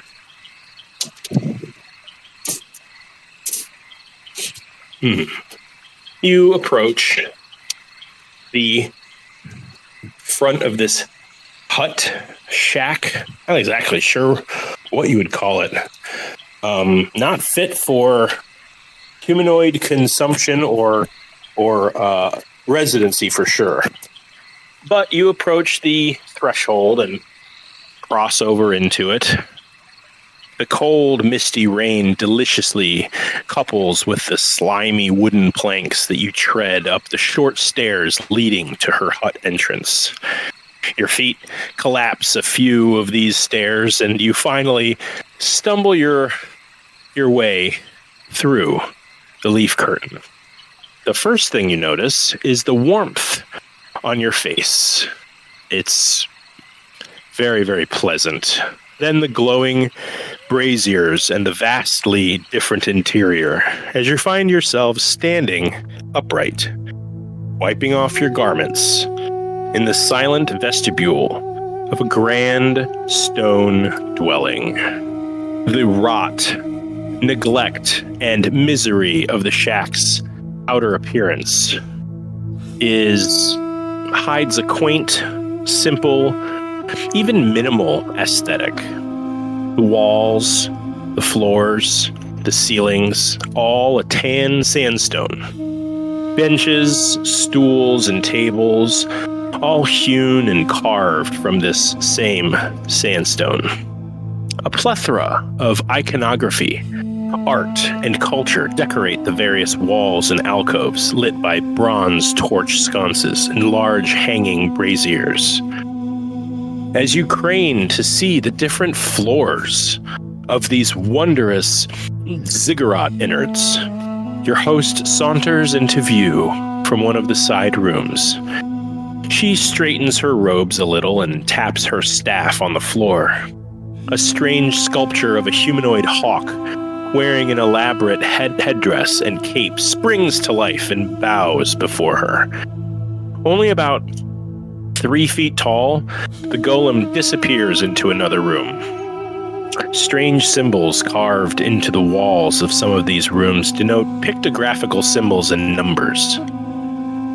At the heart of one of these murals, you see a massive, carved, golden cat in a sitting position, with all kinds of followers and pictographical supplicants surrounding this bust. Ah, now that we're out of the cold, let us dry our feet and have a little chat. Allow me to introduce myself. I am Azia, priestess of Bast, and welcome to my home. For now, anyway. Priestess Azia, we thank you very much for your hospitality. My name is Kravish. It is good to know you, Kravish. Yes. This guy, as I stretch and drop the half-orc down to the ground. I'm gonna have to take a d6 of damage on that. I'd say that's a death throw, death save fail for sure. But he kind of clatters to the ground and he's like, It seems that the last damage done to him was non-lethal, so. Yeah. This guy's a POW. We captured him. We were hoping to get some information. So I'll stabilize him. As you kind of kneel by him and perform a little bit of arcane wizardry and sort of keep his last deathly wound from opening, she just kind of regards all of you. Is he a member of the cult that have taken over the needle? We assume so, yes. Ah, yes. Then I assume you're not going to murder him. Not plan A. You see, kind of, he's got a finger gun with a little flame, and he kind of sheepishly and shamefully kind of puts it out and puts his hand down. He's like, oh. Well, in that case, you may use one of my rooms once he comes to, and ask him your questions. Only know, his life is under the protection of hospitality. You cannot kill him under my roof. But if an errant fist were to fly and you were to take a little bit of his life essence with it, no one's going to judge you here. And about that time, that little stone golem of a hawk, a humanoid, he comes in and he looks like he's got about 7 or 8 of these little silver cups with a steaming brown clear fluid in it, and looks like there's maybe some refreshments of some kind, little tiny biscuits, and he just sort of stands in the middle of all of you and sort of offers it to everyone, and you hear Azia just kind of take one of the glasses. Thank you, Horace. Please make yourselves comfortable. Take of refreshments as you will. And you see the little statue, he just kind of stands upright and becomes a statue again, holding this tray of drinks. And Azia looks like she's gonna kind of take her outer layer of traveler's robes off, and you see her inner robes are these sleek silk kind of cream and yellow and gold colored, very elaborate pictographical design. It feels like definitely, it's very warm in here, by the way, and you definitely feel that she's more comfortable in a warmer climate. And she kind of saunters off into the corner. Looks like she pulls a book off the shelf and thumbs through it as she sort of doesn't leave you to your devices, but in a way. Okay. Well, that gives us a chance to have a quick huddle up then. As we're sipping our drinks. Yeah, Baranor takes his drink and he's like, what about in here? And down, like, shortly down, by the way, I guess it doesn't need to be said, but I'm going to say it anyway. This place is massive on the inside. Like, it definitely looks like you're in the innards of a ziggurat that's maybe 10 stories tall, and, you know, you can kind of see up a middle shaft all the way to the top, and you can kind of see the floor arrangement, and it looks like it is definitely kind of pyramid shaped. There's brass braziers lining there's brass. Yeah, you're in a TARDIS. The brass braziers line the hallways. Brass torch sconces, kind of.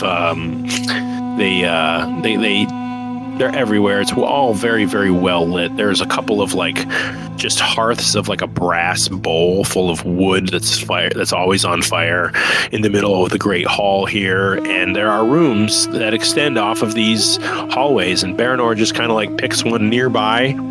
And looks like it's got a thick wooden door, creaks it open. He's like, how about in here, guys? Okay.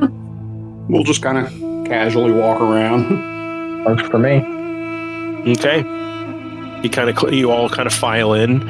Baranor brings Luna and kind of closes the door behind all of you. There is what looks like a stone table in the middle of this room. There's several chairs made out of very well-carved wood. A couple of braziers around the room and kind of candles on the stone table. They're all lit.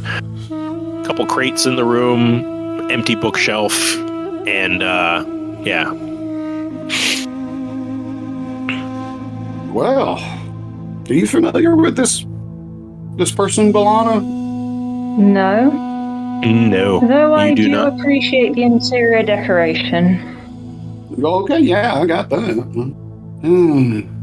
So, I mean, for right now, we really have no choice but to trust this person and try to play along, but just keep our heads on a swivel.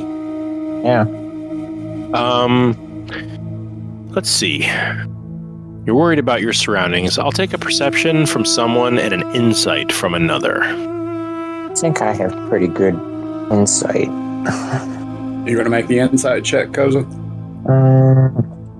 Yeah, I'll make the insight check. Okay. I don't think Baranor is super great with insight. Oh, come on. I take it back. Yeah, Never let me roll anything again. I should have looked. He's got an insight of freaking 8. Wow. Yeah, I never heard my perception. Okay, that's never cool. let me roll anything again. You're going to slap the die out of your hand. No. Aw, it's For okay. future reference, my insight is +10, so I can do other Oh, man. in the future. Oh. Speak up, Alana. All right, that's okay. So, Koza, I'll say that your insight is hindered by the fact that it is very nice and toasty and warm in here. And you're holding a child that was just in the cold. So you're kind of... I'm a bit distracted. Yeah, he's wrapped up in that cloak, and his eyes are darting around, but he's not panicking and backing away and trying to scramble to get away from you. It seems like in these 5-10 minutes or whatever it's been that you guys have sort of been trudging through the woods, he's sort of clinging to you for better or worse. And you're very aware of his vulnerability. As a matter of fact, the idea of doing something to make him comfortable or something or whatever, that's really what you're thinking of right now. What would you like to do with this child? I think I'll summon some good berries in my hand and give him a couple. Yeah. He To make sure he's dead. sure. He sheepishly kind of sniffs at him, and the little halfling in him just kind of, once he like decides to trust it, he grabs one and just stuffs it in his mouth, and he just almost swallows it whole and just starts devouring these good berries in your hand. Kervish, as you're kind of getting the lay of the land right now, this is a pretty big room. This is probably a 50 by 30 foot room. It looks like a dining hall. But it kind of looks like, for as big as it is, it kind of looks like an offshoot or like a casual dining hall that a mansion would have. There's only about maybe 8 seats here, whereas you imagine a grand hall would seat dozens of people. And you're just kind of warming yourself by the hearth in the middle of the room and kind of looking around, and you see iconography everywhere of this golden panther or cat that sits erect upright. I'll have you with a 30. I'll have you go ahead and make a religion check as well. Or history. Depends on which one you think you'd be better at. Religion or history? Oh my God. Yeah. Ooh, 20 religion. 20. Nice. So you are pretty familiar with like the big 3 gods that are accepted in the Empire. You know, you've got Pelor, you have Cord, you've got Bakab, and the Bahamut as well. I guess not the big 3, some more like the big 5. But this cat god or goddess that you're kind of seeing everywhere, and this name Bast that Azia professed as her patron, never really heard of her. You do know, based on how this place looks, how it's designed, how Azia is dressed, and from the fact that there is a huge concentration of tabaxi, their origin coming from the Farachi area of the southeast deserts of Valandiir. You've never been there personally. You've met a few people that claim to have been there. It's a desert wasteland, former kind of desert Khanate nation that long perished and split off into little splinter city-states. But it seems like this person may come from a religion that either was once blossoming down there or still is well celebrated, because this dwelling is heavily influenced by this feline goddess. It seems like every room has statues and busts and murals and paintings and all manner of artwork dedicated to this deity. And being that you're a pretty devout Bahamut follower, maybe like a casual devotee, you have a little more trust in people that seem to be outwardly religious just because they have faith in something at least. Mm-hmm. And being that she had ample opportunity to leave you behind or kill you in her dwelling, or at least try to, and she hasn't. I mean, those are, whether you trust her or not, those are brownie points for sure. Yeah, and I'm not. That's what you get. Yeah, and I'm not sensing anything like creepy, like bones or bloody paw prints on things to suggest that there's some nefarious intent. I'm going to have Baranor, while you're having that thought of feeling good here, feeling pleasant, he is feverishly looking for traps. So Baranor is like, he's on his hands and knees in the corners of the room, touching stuff and kind of scraping things with his hand. He's like, nice place. Not exactly finding any evidence of traps here yet. But I have to go over there. And he goes to the other side of the room, starts looking. Are there books? Is there a bookshelf here or anything like that? And we're going to say you said that out loud, because kind of hands you a book. He pulls it down off of a kind of a bookshelf that's carved into the wall. He pulls one down. It's a blue leather-bound book, and kind of blows dust off of it. And he's like, "The findings of Dr. Jarvango. This looks interesting. Could be an adventurer like us." And he kind of flips through it, and he hands you like a red book. And it looks like it's a botany report about the Garden of Mist, about maybe famous plants that are prevalent, some rare, some poisonous, maybe some dangerous, predatory, that kind of stuff. Okay. I'll just kind of, briefly scan through it. Yeah. I'm also checking it out to see if there are any, religious texts goddess in question. Okay, yeah, go ahead and make an investigation check as you kind of are sifting through the shelves. That goes for the rest of you. What did the rest of you wish to be doing in this room now that you have some privacy? This half-orc is unconscious and just kind of leaking blood onto the table, the stone table he's sitting on, although he is stabilized, so he's not going to die. We'll start with Ellie. With Balana. What's she doing in this moment of respite? I think the first thing I'm going to do is make sure that the prisoner is secure. He's not. I don't think he's bound, right? No. He's been out covering a mackerel the whole time. Yeah. Balana, I'll say that you definitely, first thing you look at is the pocket that he was pulling that knife out of. Yeah, I'm going to start by binding his wrists together and his ankles together. Okay. And it's then not hard. Yeah, and then after that, I'm going to cut some strips of his clothing and make a blindfold and a gag.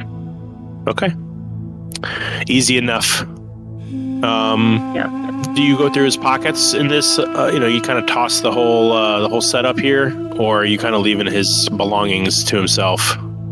I am going to go through the pockets just because I will be taking his knife, because I'm not going to leave a weapon on him. I'm going to go through the other pockets just to be sure that there's not any other weapons, no more surprises. Yeah. You can go ahead and roll investigation as well. Kravish, you find a number of books about this Bastius religion. It's known as the Walk of the Panther God. The people who worship this goddess Bast are known to walk in her pathway, and to follow her example. You get the feeling that she is a somewhat benevolent goddess. She's very old. She is someone that was worshipped maybe thousands of years ago, just by the way that she's spoken of as generational praise over hundreds of generations. Their most devout followers that kind of take on a teaching role for others are known as priests and priestesses. And they have a kind of a monk-like following. There are definitely clerics. There are just, they're not super powerful magically, but they're known as priests. There are deacons. There are pathwalkers, which are kind of the people that they're the ones that come to the temple to worship. They don't really have a position of authority. And Bast is very fiercely protective over her young, which there's lore about Bast's children and how all tabaxis somewhere down the line, doesn't necessarily claim that Bast birthed the tabaxi race, but most tabaxis come from this area of the world. So it's maybe thought that her blood runs through all tabaxi veins, that kind of a thing. And just basically try to spread harmony with the world, not necessarily nature. Seems like in the desert there isn't a lot of nature, but to not be cruel, to not be greedy, to give whenever you can. Very heavy on charity, and as you're kind of scanning the room and perusing this book, you catch sight of what looks like an armor mannequin. And sitting on this mannequin is a very strange suit of armor that Baranor, you catch Baranor before you see this. He's kind of looking at it and he's kind of tugging on it a little bit. And you kind of saunter over and you see that it's scale mail. But in place of actual scale plates are copper and silver coins all over it. Overlapping layers of copper and silver coins. You know, they have their little hole through them, and they're kind of like fastened to the scale mail. And you notice that some of the coins are missing, and there's kind of like bits of thread kind of hanging where they once were. Yeah. Koza, what are you up to? I would say I would spend the majority of the night just sort of preparing like a sort of bed space for the child and making sure that they're feeling safe and taken care of. And after that's all good, I'd probably check in with the group to see what the progress with this half-orc guy is. So we're going to call this, no matter what you want to do, we're going to call this a short rest. So if you guys want to apply a short rest, I don't think anybody lost a whole lot of hit points, but you did use spells and such. I don't know if you guys are able. I know Yuno is definitely going to use Arcane Recovery, but yeah, you kind of take your cloak and take it off the child. Doesn't seem like they're bootstrapped for panic. It seems like they've calmed down quite a bit. Kind of lay the cloak on the floor on a little bit of a, kind of a corner, not too far away, but where you can see him, but you can kind of get away from the group. He definitely tugs on your armor when you try to leave, but with a little coaxing and reassurance and encouragement, you kind of get him to sort of just lay down, and he just crashes out. Almost instant little kid snoring going on. And, that's when Baranor kind of saunters over, and it looks like he's cheekily snapped one of the coins off the armor, and he's just kind of flipping it in his finger. He's not like pocketing it, but he's kind of looking around, and he's like, as Kravish kind of comes over, and Kravish is sort of skimming through this book, and is doing the same. He actually looks like he's got a stack of books in front of him, maybe 3 or 4 that he's kind of been going through during this time. You guys kind of meet at the middle of this table, and Baranor is just kind of like, oh, well, what do we think? This person is a devout follower of a faith that doesn't seem to wish ill intent on any. Well, that's good news. I think well known amongst the Tabaxi. You think Jen knows about it? I would not be surprised, if Baranor is so inclined, just sending message out to Jen, see what he... Sure. Do I have sending? Baranor says to himself as I look. I don't know if he would. I don't know if he would. I don't think you can... This may have only been like he received the message, and then... Yeah. From the back.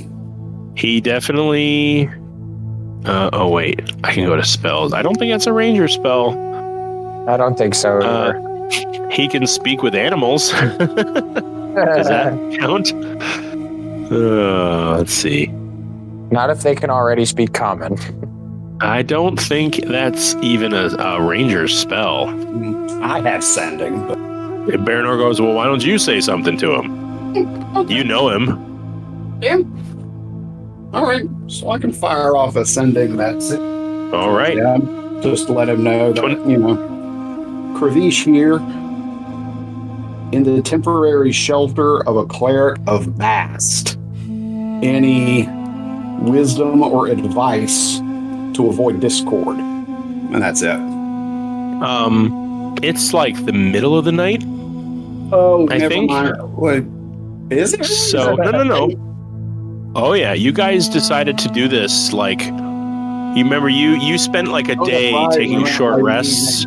Okay. And you went out dead of night. So let me retcon that a little bit. It's like, maybe we'll do that in the morning. Oh, come on. Come on, I'll give you Jen in the middle of the night. Hey, well, I'm pretty sure the Marquis has bothered you guys in the middle of the night before too, so I think that's fair. Why not? All right. Yeah. Now remember, you guys are not as tired as you think you should be because you did rest a lot during the day. So yeah, I rested a lot. Yeah. And but it is the middle of the night and you are tired, so that's when you forgot that it's the middle of the night. It's about maybe 20 seconds of just silence where you're like wondering if he's even conscious enough to have heard that. And that's when you hear yes, Kravish, hello. And he just seems kind of looking around, and you hear him like whisper to somebody near him, like, what time is it? Anyway, yes, I know of Bast. Not a follower myself. Nice enough, folks. Maybe a tad naive. They throw wonderful drum circles. And that's it. Okay. Well, I think I woke him up out of a dead sleep. I forgot it was so darn late. But he didn't have anything bad to say, seeing that they're decent enough folks. He did comment that they may be a little idealistic. And from behind you in the doorway, you hear, only those of us, the most devout. Pardon me, did not mean to intrude. It is late. I will be retiring. If you would like, I can show you to your quarters. Or remain here. You're always welcome to camp out on the floor. Anybody up for like a decent bed to sleep in? Baranor says, I can take it or leave it, but I'm sure you and maybe and I don't know about our new elven friend. Yeah, why not? Seems nice enough in here. And Luna is going to kind of paw at his wrist, and you see her kind of lick at his ring, his wolf den ring. And he's like, "Yeah, let's find somewhere to post up, and maybe we can discuss our friend here." And he kind of kicks the guy's ankle a little. Right this way, please. And she's wearing she's changed into something a little more comfortable. It's kind of a long, somewhat see-through beige silk kind of nightgown. And she's not wearing her hood anymore. Her ears are sort of larger than you'd expect for a cat-like head that big. But she does have this beautiful black braided mane of hair that kind of starts at the top of her head between her ears and twirls its way down the back of her neck, maybe 3 feet into the small of her back, this twist of braids and dreads. And there's little gold rings that sort of keep it cinched up all the way down. She kind of sachets her way down the hallway. She's very, very lithe, very petite, very feminine, and she's very short. She's probably 5'6", 5'7".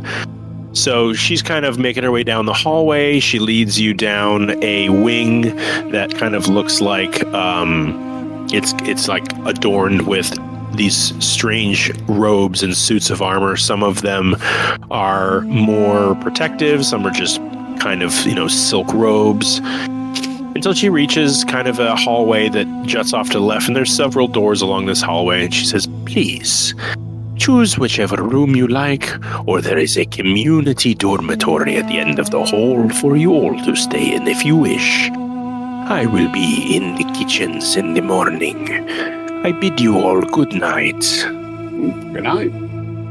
And she just kind of takes a torch sconce off the wall, and Baranor finds himself kind of following her with his eyes a little longer than normal, and then he kind of returns to the group. Shoulder. Just like, focus, dude. All right, you have the run of the place. You guys are free to rest whenever you want. I'll apply a long rest starting whenever you want until, obviously within reason. Well, let's go hole up in the dormitory then so we can all, guard each other's backs and we can chat a little bit about what do we need to do for the upcoming day. Yeah, you guys kind of walk. It's not terribly far. This isn't like a huge university worth of hallways. But, maybe 20, 30 feet down the hall is this wide doorway that sits open. It looks like it can be closed with large wooden doors and latched. And that's what you do. You kind of walk in, and Baranor and Luna sort of scan the hallways and then close the door. And it looks like it can lock from the inside with like this sliding latch. And immediately, goes top bunk and runs to the corner and throws his bag on a top kind of stone slab.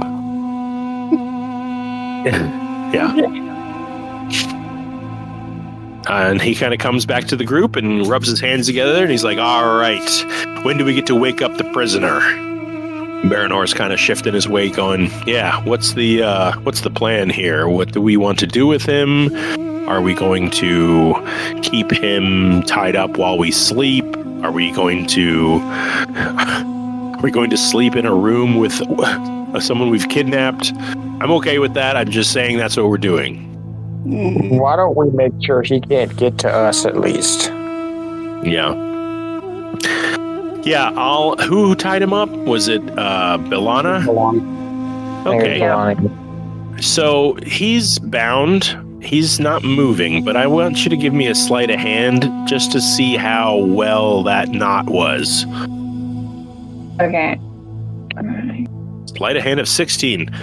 That is definitely good enough. You feel confident that this knot that you've tied once you kind of gathered his hands and his feet, it's not like you tied him up with like shredded rotten leather straps. Like you used cord that you carry, and it's pretty high quality cord. And the knot you tied is not something that you can do by wriggling your hands free. But as far as his head, his eyes and his mouth, that looks like that could use a little more permanent kind of solution. And Baranor just kind of reaches in his pack and pulls out like a pouch, like a large pouch for, those of you crown collectors have, you've seen him stuff herbs and stuff in there. He just kind of dumps it on the table and sort of puts it over his head, and he's like, there. Now he won't be able to see anything. Okay, then. Cool. But he's going to wake up soon, right? Is there something someone can do to keep him quiet? Or, he's not dead. And sooner or later, he's going to, quote unquote, rest like we do. And then he'll kind of be good to go. So what can we do? What do we got magic-wise that can kind of keep him in one spot and, just long enough for us to maybe rest? Or do we want to start questioning him tonight? Maybe we don't need anything magical to keep him in one place. Maybe we just tie him to door frame or something. Yeah. Is going to definitely, while you're discussing, he's going to prestidigitate a firebolt and make it hit the guy in the head. He knows it doesn't do anything, but that's what he's doing. Like, you have a half-track mind, you know. Yeah, well, I know we can't hurt him, but I don't know. What are we doing with him? And he's throwing another little firebolt. This one is green. Well, if we're feeling well enough, why don't we wake him up? Anybody got any truth-inducing potions, herbs, spells to help aid in interrogation? Oh no, I do have Zone of Truth. Okay. All right. Who wants to help me? Yep. Sorry. Who wants to help with the questioning? Before we question him, we need to talk. We as in us? We as in us. Okay. What do we need to talk about? Because this man knows of me. He knows of you. Okay. Is that something we need to worry about? Yes, and also because, frankly, while deception, or at least omission, has its uses, in this case, I think the things that I would have had to previously hold back on may help with knowledge of what we are facing. Okay. So, what you been holding back then? Well, as I recall, I believe I've only told one genuine lie, which would be my own name. My name is Iona. I'm of House Aegis. I'd say I'm the last daughter of House Aegis, but that only means that I'm the last daughter of the house that's worth anything. Your humility is what sells it. I didn't catch that. I think you broke up. I'm sorry. It sounded like you said something smart, but Me? Yeah. And then she reaches again, under her shirt, and she pulls out the holy symbol, which it matches what you've seen on those green robed undead, which perhaps wouldn't surprise you because the style of her robes is very similar. Mm-hmm. But it's a holy symbol of quality. The chain is real gold. The gold of the triangle and the 3 drops is real gold, and the purple of it is purple enamel. Very pretty. And I'll drop a look of it. Mm-hmm. I'll say in that regard, A strong look of concern crosses Kravish's face upon revealing of that holy symbol. And before you judge, I will inform you that I am what I have to be. And I've always been exactly what I have to be. And do I need to roll for it, or on a 20 passive wisdom can I see if Kravish recognizes this? well, Kravish, did you do history or religion? You made a religion check. Oh, you did? Where? Well, the only history religion check, I didn't do anything. As terms of in the fight, looking over the army or anything, I didn't make any checks. The only thing I was checking was her facial expression. But I can do a religion or history check if you want me to see if I recognize it. You could do. Ellie, were you talking to me? No, I was just saying you could do. Okay. For what it's worth, I rolled an 18 on religion just now to see if I recognize the deity represented. Yeah. You recognize that this is a religion that has been banished in the Empire, but that's not saying much because there were a lot of them. Yeah. All of the, what's known as the traitor gods, the ones that kind of rebelled against creation and stuff and kind of clashed with the big benevolent gods. This isn't one of those. But you definitely recognize who this is. Recognizes who this is. Let me just quickly see if Baranor would even wonder about it. He's a nature-y forest type, so... Let's see. Nature... And, yeah. Baranor has no idea. Koza, what do you think? You got anything history or religion to think about this? The two of you are kind of cut from the same cloth as far as just being nature people. Or maybe he's busy rocking the little boy to sleep. Yeah. No, he's... Well, what do you think? Well, I didn't hear what you had to say about it because for some reason, I don't know if everybody else heard you, but I couldn't. I thought your thing was muted. I texted you about it. Oh, you did? Yeah. Oh, yeah, you did. You can't hear me. I'm muted. I'm not muted. You're muted. Okay. So now we go through the tedious task of what didn't you hear? She reveals this triangular pendant around her neck. It has 3 gold tears, and It's well made, and I just wanted to know if you or the rest of the party recognized it. So I would need you to roll religion or history, but only if you're proficient in either. I'm proficient in religion. Yeah. All right. Go ahead. Hey. All right. That's not bad. You also don't recognize this, you do not recognize this, just like Baranor doesn't recognize this.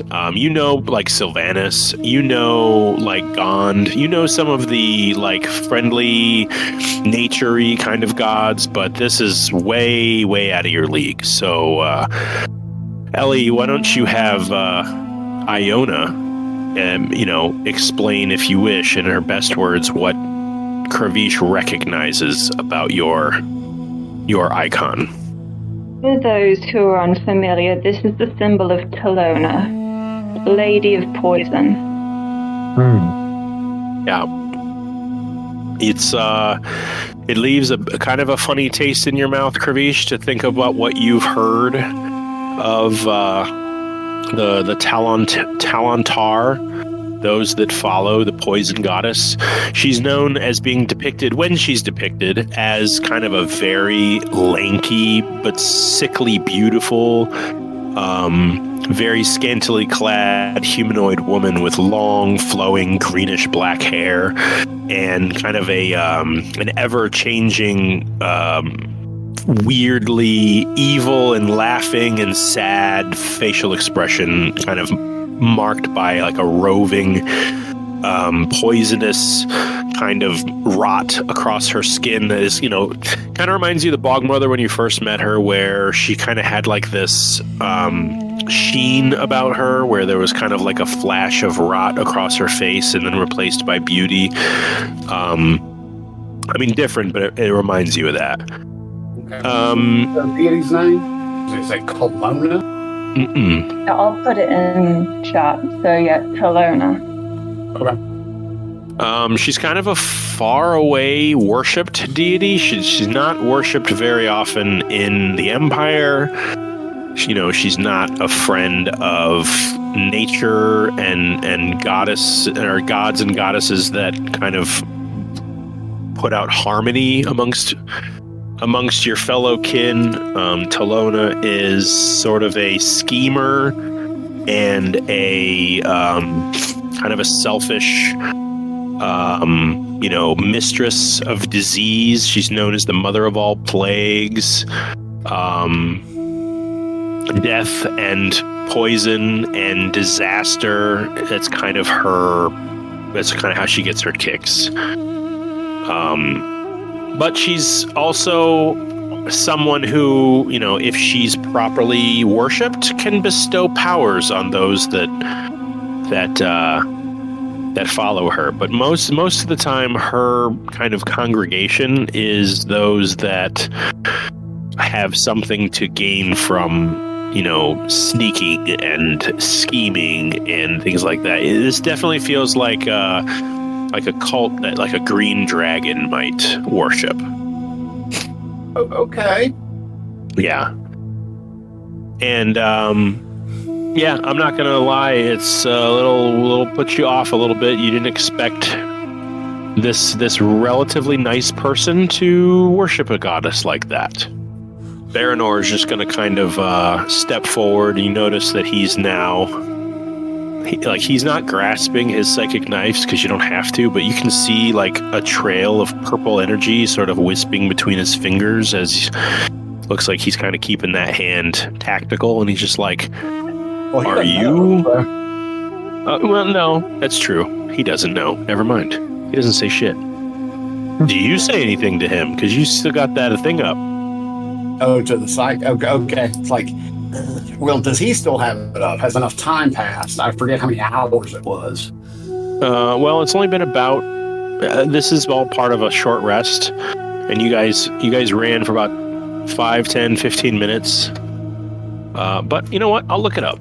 I'll see if he's got it still up. Does anybody have the other? Is anybody sharing the ring? They're not rings. The earrings? No one is. Okay. Man, I wouldn't even know. Maybe I'll look in his character sheet. I was gonna just look on the internet, but I don't even know how to begin with that. Let's see. Mm-hmm. I don't see any of his stuff. I don't see any of his abilities on his sheet. I don't know where he's getting it all from. Maybe D&D Beyond. I'm gonna say it's still up. What the hell? I don't care if it's wrong. Okay, so you'll just hear me say, it's like, yeah, this is the goddess of poison, plague, disease. Yeah, so back to what Baranor was actually doing in that case. Yeah. He's just going to kind of approach you, Iona, from sort of not the rear, but like the diagonal rear, to where you can see him behind you. He's kind of got his right hand free, and there's kind of a purpley magic wisping between it. And he's going to psychically connect with everybody and share that information. So now everybody knows. And he's just going to kind of ask you, like I said, he's about 5-6 feet away. He's going to say, I think we should use that zone of truth now, Koza. All right, I'm going to cast it. All right. Is it a cone? Is it a, maybe I'm thinking of Maxwell Smart and the cone of truth. Is it a sphere, a cube? What is the range on that? 15-foot radius sphere centered on a point of your choice. Okay. So I'm just going to put it right on him. Right on the half orc? Okay. On him. Now, the question is, I'm going to say Yuno and Baranor are both going to fail Zone of Truth. Does anybody else? Or do we have to make some rolls? Are you talking about whether Iona is going to deliberately fail the Zone of Truth? Yeah. How'd you guess? Oh, yes. Yes, she is. She looks Okay. directly... Yeah, you cast Zone of Truth, she looks directly at you and just smiles, and you just know that she's letting this happen. Okay. She's not fighting it, she's letting it happen. So Baranor is going to take out a dagger, and he's going to lay it on the table next to this half-orc. And he's going to look at you, Iona, and say, are you with the walking rot? No. And Baranor, not really knowing how the spell works, is going to look at Koza and Kravish and say, does that check out? How's that work? If she deliberately fails, then we can trust what she's saying. Okay. And then Yuno is going to step forward, and he's got his finger gun out with a little flame on it, and he's going to point it at the half-orc. And he's going to say to the unconscious half-orc, are you with the walking rot? And the half-orc says nothing, and so he's going to shoot another prestidigitation bolt at him. Were you not hugged enough as a kid? And he's in the Zone of Truth now, so he has to answer. Oh, shit. He's going to say no.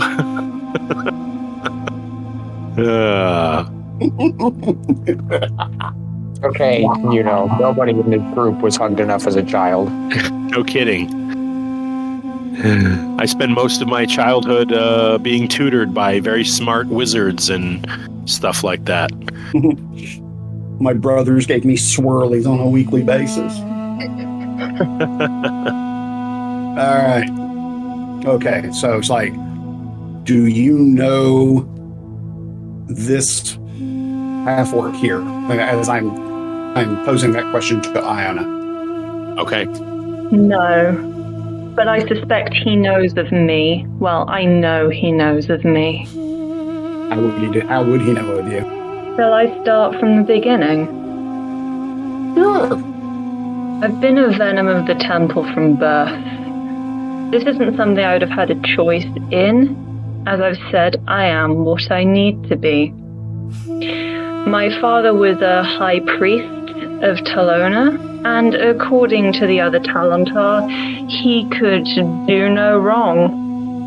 Even after he did do wrong, it was as if he still could do no wrong in their eyes, because after our mother died giving birth to us, He walked out of the temple and never came back, and he left us there. Newborns among the You said talons. us? Yes. Us. Okay. Apologies. Continue. Ravish is feverishly writing quill to parchment, by the way. He's writing this all down, and so Corey and Kravish are both writing feverishly right now. Yeah. So it's myself and it's my twin, and our aunt, who succeeds as high priestess of the temple. Not that she raises us, you understand. She has more important things to do, so our father's friends, for want of a better word, do the raising of us. You saw one of them back out there. He was not a good man, but I respected him, and he had his own code of honor, and he did stick with it. Was that the gentleman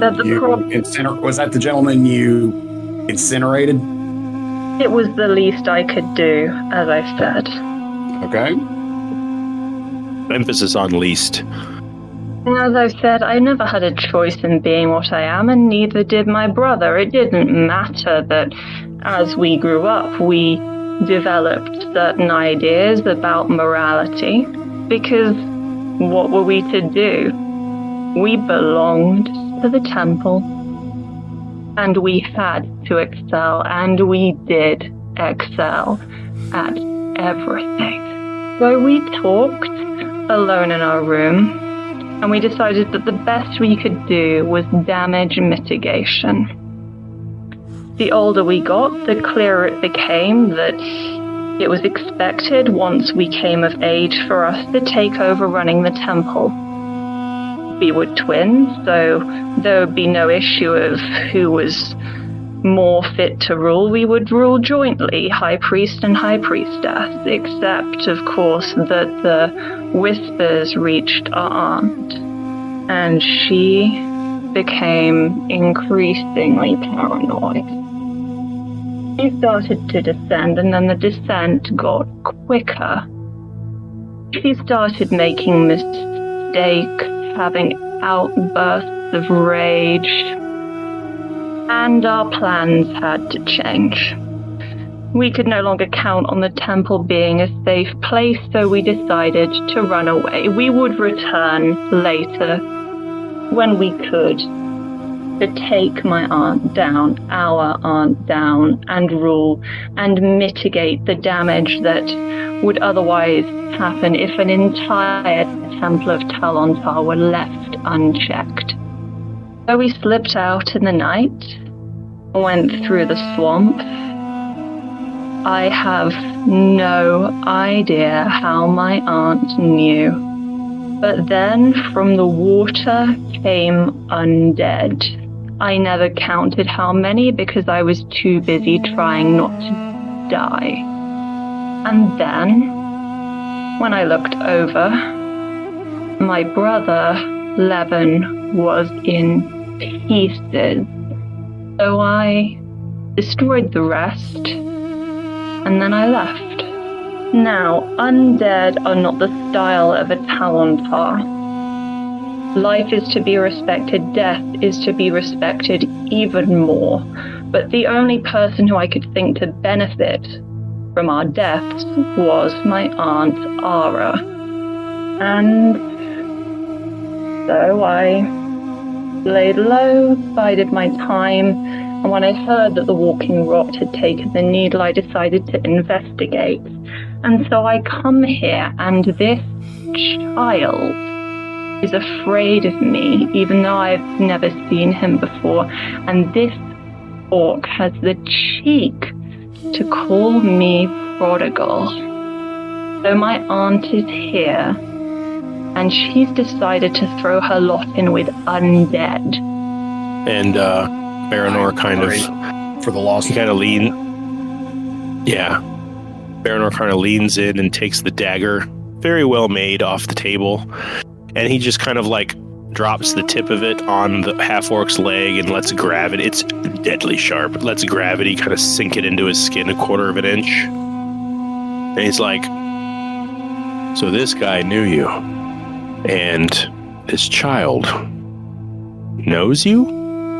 My aunt has no drow in her, but aside from that, there is something of a resemblance. If he has seen Ara, then he could probably see a resemblance in me. So you're not a cultist of the rot, you're an acolyte of Talona. Not just an acolyte. I'm a fatal, a malagent, speciality priest. Well, certainly seems reasonable that he would know you if you look like her. It's just kind of jarring to see him look at you and then get so freaked out. That must mean that they were terrible to him, that if he recognizes your aunt in you and screams in fear, I wonder what they could have done to this child. And he kind of looks over at the little boy. He's got his back to you. He's turned towards the fire, just kind of stirring in his sleep a little. Well, I mean, I get it. I've lost people close to me from evil forces, and yeah, I'm sorry. It sounds like you've been through it, just like the rest of us. Been through it. You see a look on my face like, oh, let me tell you. Could, when you say swamp, Baranor kind of leans in and sinks the dagger about another quarter-inch into this half-orc's flesh. When you say swamp, do you mean the Calded Sticks by Brackenshire? Because we've run into people there, too. Dead Marsh. Dead Marsh. Dead Marsh, where's that? Never heard of Dead Marsh. I think that's southeast of here. And I guess I'll have Baranor pull a map out of his pocket. Yeah, more easterly. Out of his pack. Yeah. If, let's see here. It's in, if I find the map in session content, maybe it's in image gallery. I'm looking at image gallery right now. Yeah. You're in the message in Discord. Yeah, which chat? Is it a campaign image or session content? Oh, I see it. All right. For those that aren't sifting through stuff, I'll just plop this into here, and you can see. Oh, geez, it's too big. Hold on. Let's see. Will that work? There we go. Yeah, you can see it in the foggy. Yep, the foggy area to the east of the Zephan Empire. You guys actually kind of, well, you weren't close. You're probably 50 miles away. When you guys were going up to Cobb, you were as close to it as you would have been. But there it is. A nation swamp. A nation-sized swamp. You thought the Calded Sticks were horrible and huge. That was nothing compared to the size and stench of Dead Marsh. Some of you, like knows of it. He knows that it's a sprawling wasteland of rotting vegetation and piddly water, and that there are cities and towns that live within it, just like Rathburn from the Calded Sticks. Some of them are more industrious. Some of them are, a haven of thieving and villainy. Common villainy. Yeah. There's lots of thieves guilds out there, or at least thief guild activity, and it is the only way in from Valandiir to the other side of the Tusk Peaks, known as the Blighted Shores. You have to go through Dead Marsh to get there. So it is not a super pleasant place. None of you have been there except for Iona. And it sounds horrible. Sounds very uncomfortable. I can tell you now that if Maven were around, she'd go, no, I've had enough swamps. Swamps do not bring fun memories, but she's not here, unfortunately.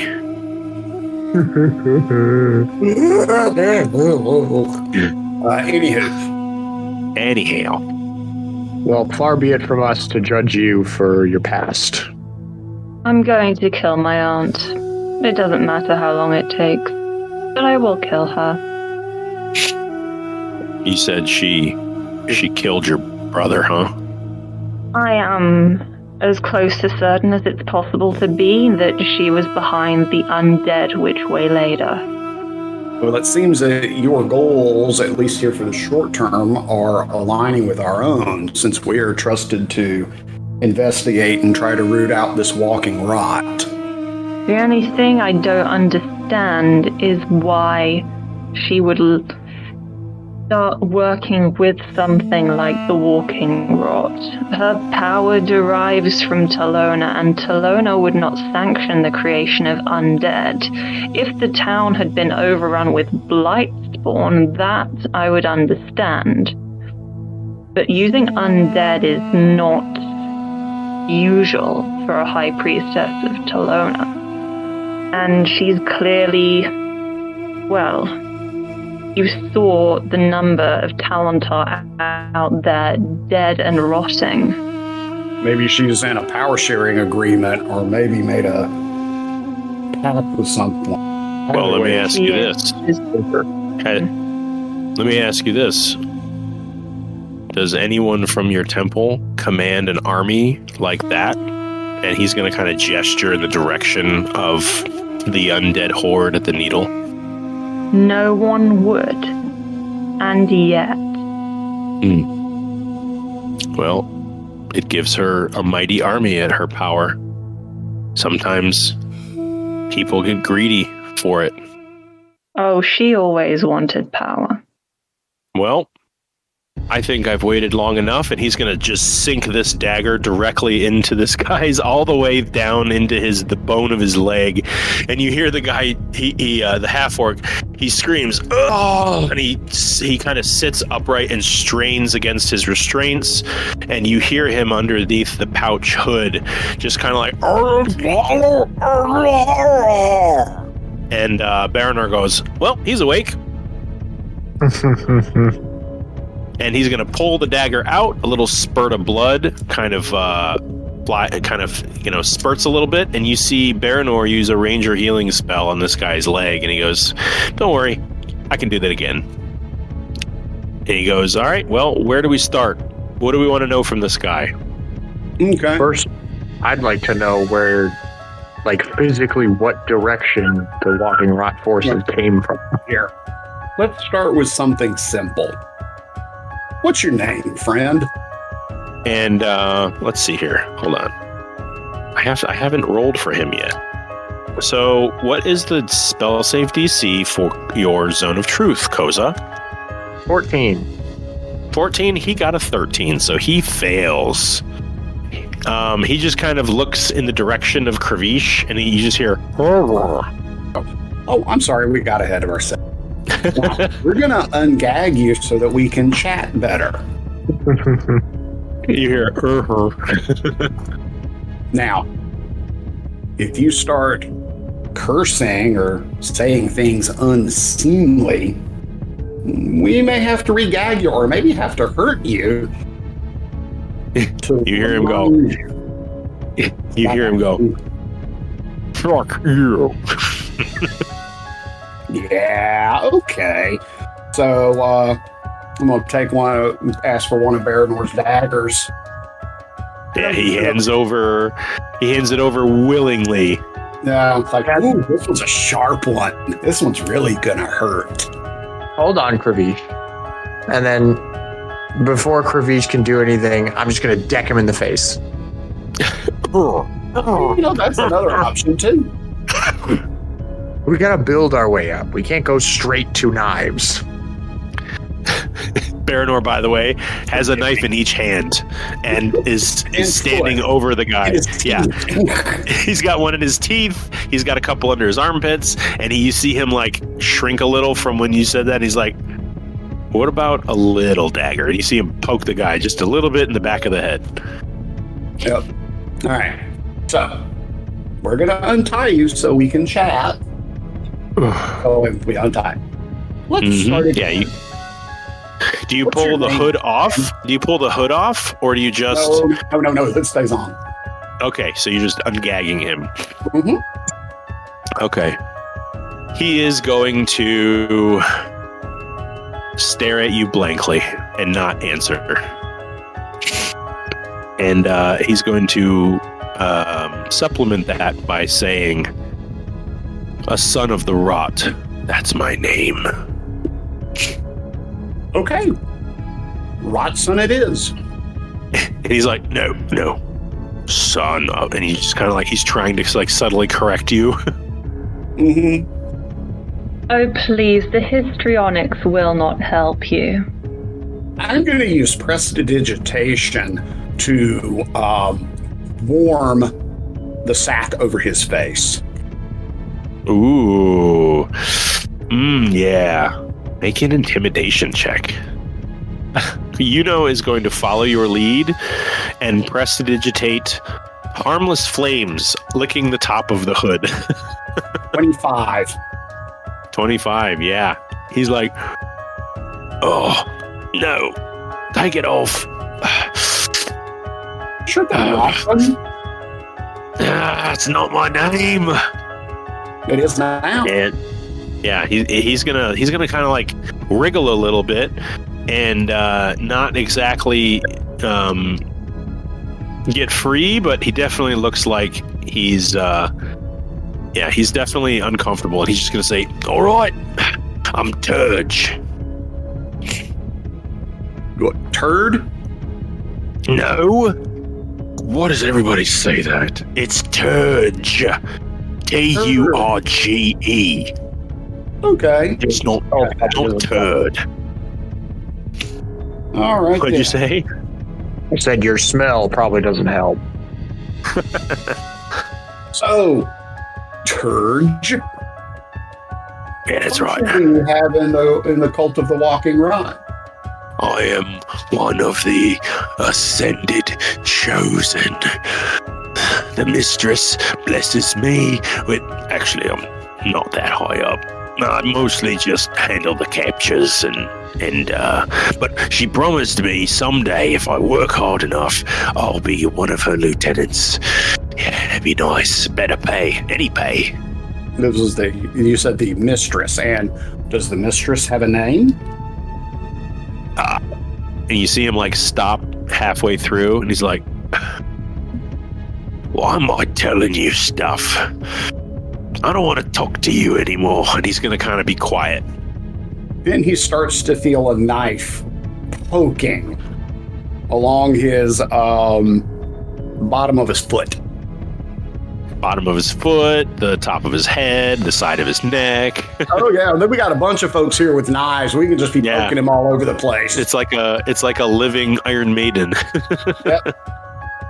He's like, ow, oh. Come on, you can share with us. What's his name? Would it perhaps be that she is, and I'm just shooting the breeze here. Could it perhaps be that she's a high elven redhead called Ara? Yeah, and he's like, the resemblance is uncanny. Look just like her. Thought you were her for a moment. But she ain't got your skin and ears. Okay. Well, I have a touch more drow in me. Ooh, that means you probably know some dastardly ways to get information out of somebody. What's dastardly? As if my grandmother was drow, but I never met her, as I never met my mother. But I have indeed some dastardly ways of getting information into people. But on to another question. Mm-hmm. What was the little boy for? And you see Baranor he basically shoves a dagger into this man's arm and pulls it out and then heals it. He's like, "You heard him." He's like, now, you see, I don't know when this guy's going to get tapped out. So, you're living on borrowed time here. he was gonna be raised for labor until he was old enough to hold a sword. And then the mistress would turn him, join the horde. Can I? As in undead? He just kind of remains silent. What were you gonna say, Koza? I want to grab him by his hair and yank out his last remaining tusk. Oh, make a strength check. And use your Fearbolg pulling ability. Because you're a Fearbolg and this is strength. Oh, come on! I'm trying to be cool. Damn, the dice do not want you to be intimidating today. I'll say this, it's like trying to pull a slippery toothpick out from like something where it's really embedded in. Your fingers really don't get a good grip on it because it's not like a big honking orc tusk. It's a half orc tusk. So it's like a big long skinny tooth coming out of the front of his face. So you kind of grab it and it's a little slimy with blood and spit. And you pull and it doesn't do anything. He just kind of looks up at you and he's like, "Ow. What are you trying to do?" Koza. I'm gonna grab a knife out of Baranor's hand. I'm gonna try. Remember, to he's got carve a it out. sack over his face. Yeah, I'll say that you grab the sack and you pull the sack up and he gets a real quick glance of you, and that's really all you get. Like, no, I see what you're trying to do, Koza, but really you need to make sure that you get a good pull from the base, and you do it like this, and then I'll yank it. And I still have full strength up. Are you pulling his hood off? No, I'm pulling his tooth out. You're like reaching. I'm just lifting up the mask to expose his mouth, and then I'm going to yank it out. Go ahead and give me a strength check. Gonna do an athletics? Yep. With bull strength, you sure can. 16. 16. It's in there really tight. He's not a big half orc, but he's like a fit. He's got the body of like a fit high schooler, I guess you could say. While looking a little older. Dental hygiene. He is a little slippery there. Done brushing his teeth often. But you do break the tip off. Mm-hmm. And you hold that in your hand. He's like, "Oh." I'm just gonna let go of the frustration.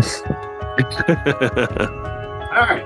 So, you guys much in the business of like putting kidnapped children into servitude?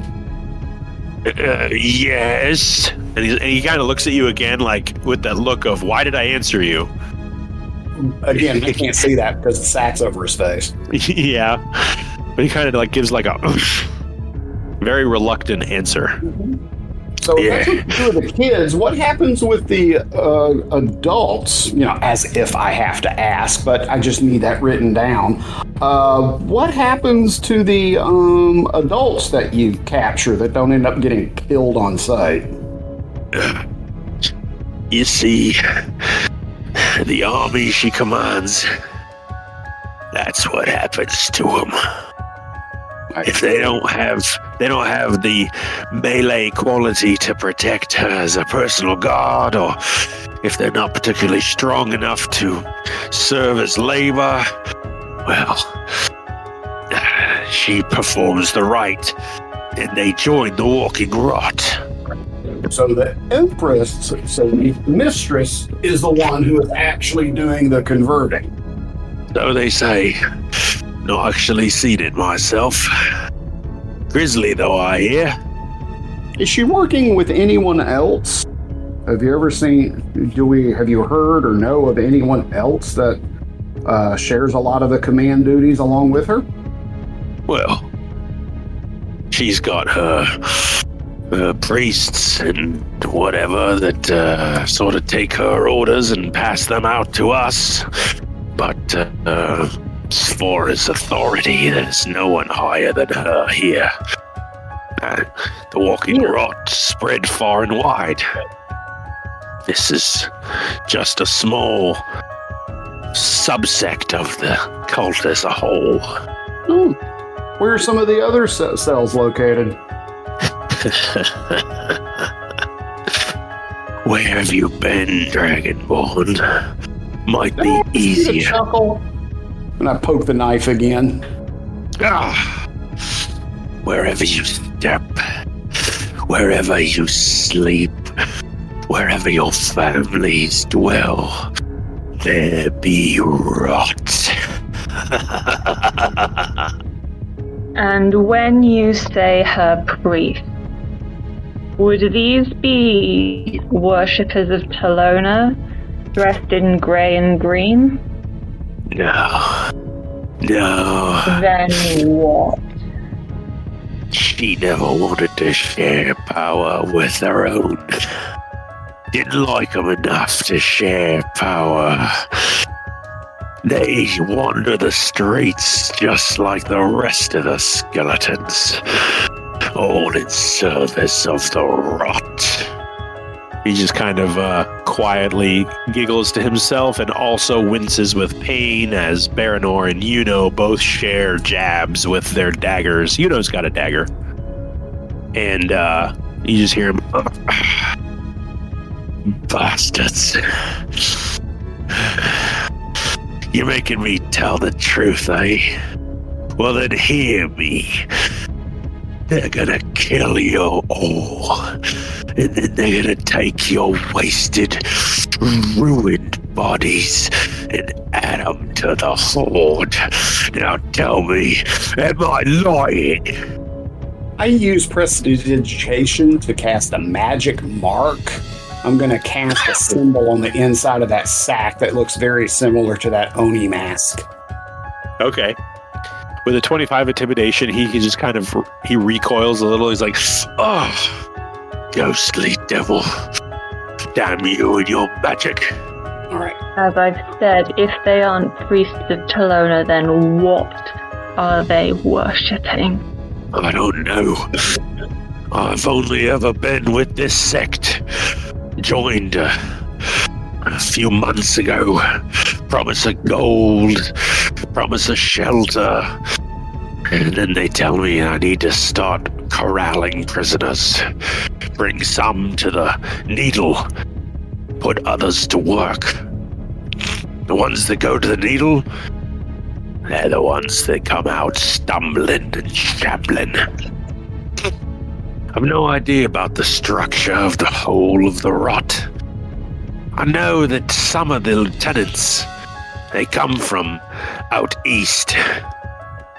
Some of them say they follow orders from some sorcerer.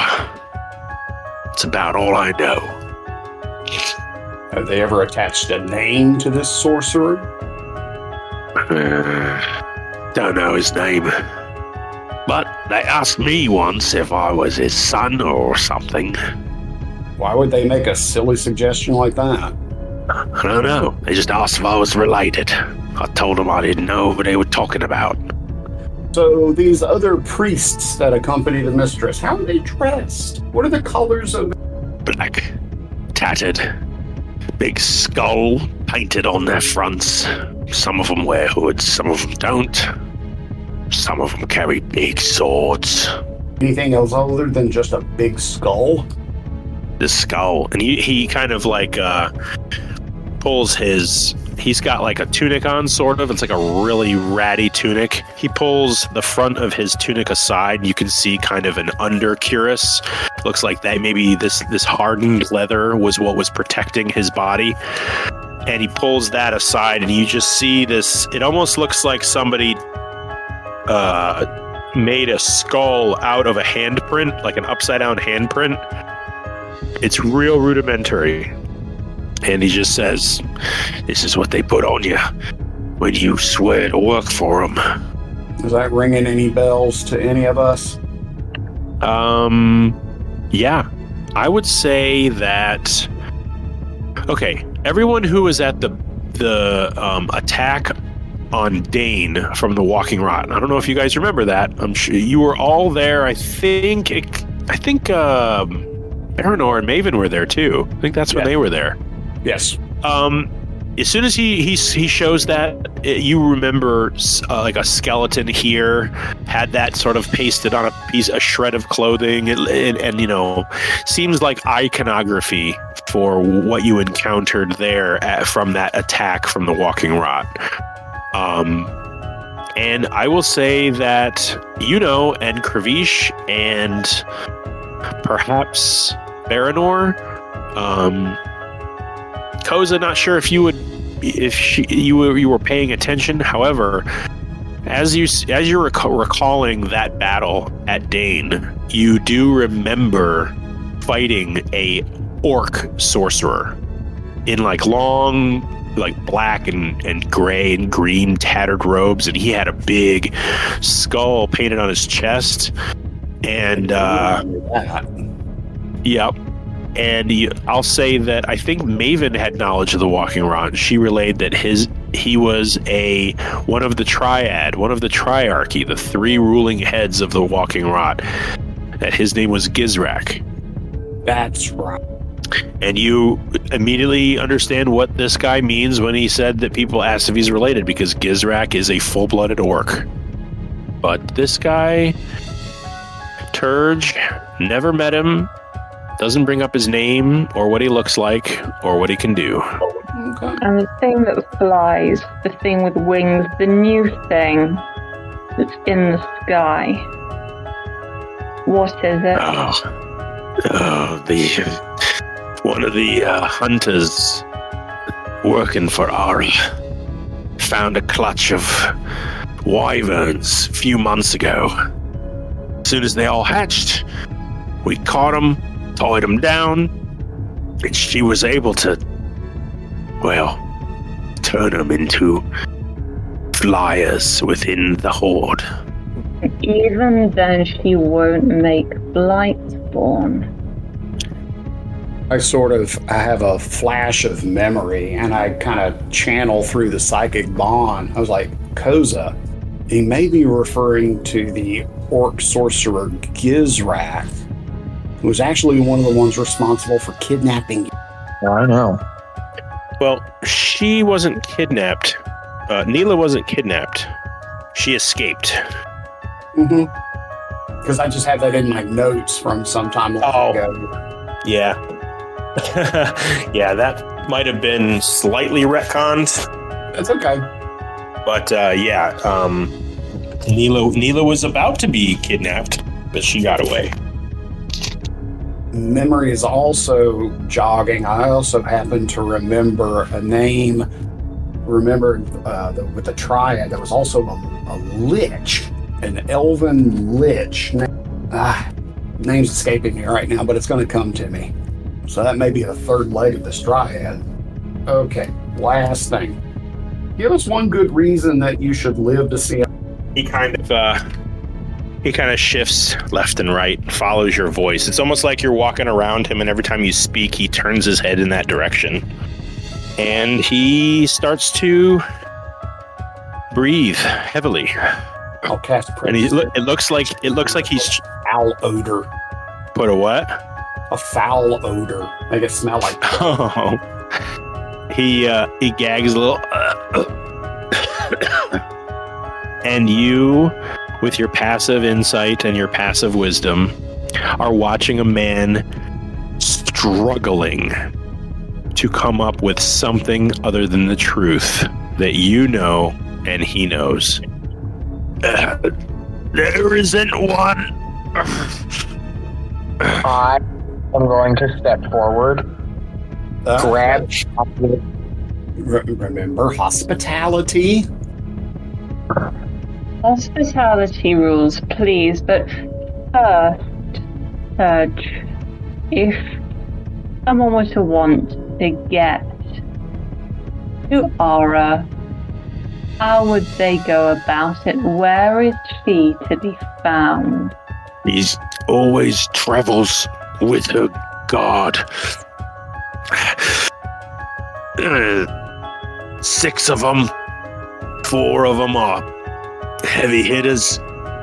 1's a sorceress. And the other's quick and hard to see. I don't know his name.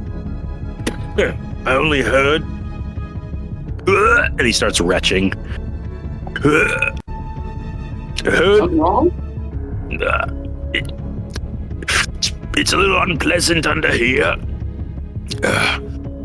Oh, for pity's sake. Stop this stench. I'll tell you what you want to know. Just stop this stench. I'll dispel it. I'll make it smell like bubble gum. Yeah. Not my taste, but whatever. I don't know all their names. I know one of them, if you want to exploit it, has an addiction. A mean skiing habit. He's the one you can tell with the sunken eyes. He's always itching his shoulders and arms. Well, Turge, it's been lovely chatting with you. I really wish that was the truth, but it's really not. And Yes. You're going to go night-night now, okay? What's that mean? I'm gonna grab the sides of his head and dig my thumbs in his eye sockets. And as I do, I'm gonna say, you and your kin are going to get exactly what you all deserve. You will all be rotting in the ground, and we will all be standing over you after everything you've done to everyone you've done it to. Yeah, he's screaming, ah! And then knock him out. Yeah, I'm gonna slam his head against the floor. well, he's on a table, but it's like the floor because it's made of stone. Well, I'm gonna slam it against something. Yeah, you grab it, both hands. You have 2 fistfuls of this guy's head, and just like Iona in the tavern, you take his head and slam him, and you can almost feel like a cosmic, not again kind of thing, as he's just like, and he's out. And bleeding from his eyes. And we'll check to make sure he doesn't die, but he's just very, very sleepy. Yeah, I'll consider that a non-lethal attack. If Devastating he dies, and brutal. then Iona can stabilize him, so Yeah, I'll say that. still, You may not remember his name. if we have a little Mark, mishap, it's not too much of a problem. Yeah, Like I said, he may not remember his name or how to go to the bathroom tomorrow, but he's alive. yeah. Let's have a investigation check from Iona. I'm gonna do it a couple times, or I'm about to call her Balana. Let's have an investigation check from Iona and Kravish, just as this guy passes out. You're gonna check his findings. Oh no! Investigation.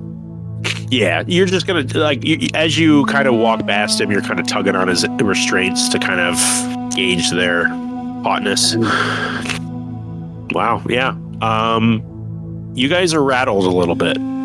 Everyone is. Koza's rattled. He's reminded of what the Rocking Rot did to his family, his whole tribe. Iona is rattled as she remembers what this cult did to her family, her brother, her whole kind of upbringing was centered around this religion, and now it's been perverted and twisted. So everyone's kind of on edge, and you kind of you tug at his restraints, and you figure good enough. And Baranor is going to he's going to stab him one more time. Just a little baby stab. And he just lays on the table, bound and silent. He's kind of snoring very shallowly. And that kind of reminds all of you that it is well into the 2, maybe 3 o'clock in the morning hour, and everyone is starting to finally become exhausted and tired. I still would recommend setting up a watch to keep an eye on this guy. Yeah. There are bunks in this common area. They're all basically stone slabs carved into the wall. There's probably 12 of them. Do we think he has further use to us, or do we take him outside so as not to break hospitality? Well, we have no use for him. But I don't know if we left the area if we're going to be able to get back in. And we'll do it later. Oh, yeah. I mean, there's, tomorrow. But we do need to keep an eye on him in case something happens. Okay. I'll do the first watch. Just because I'm not done seething yet. Yeah. Yep.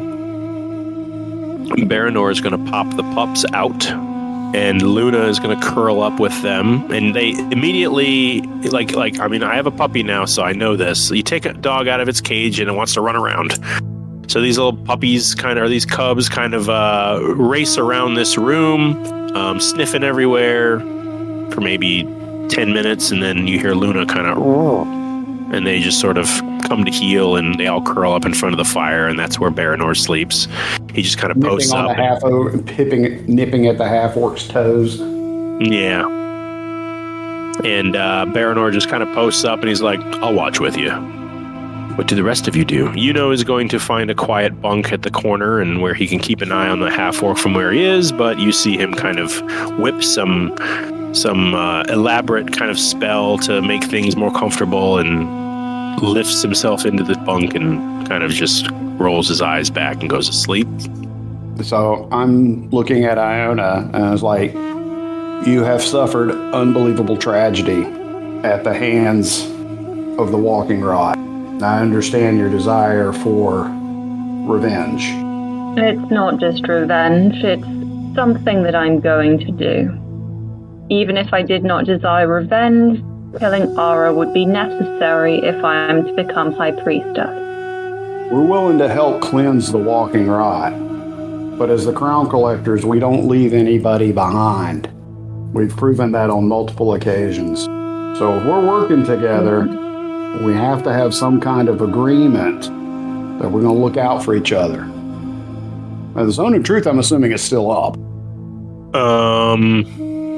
Yes? Koza? How long does it last? I think an hour. Yeah.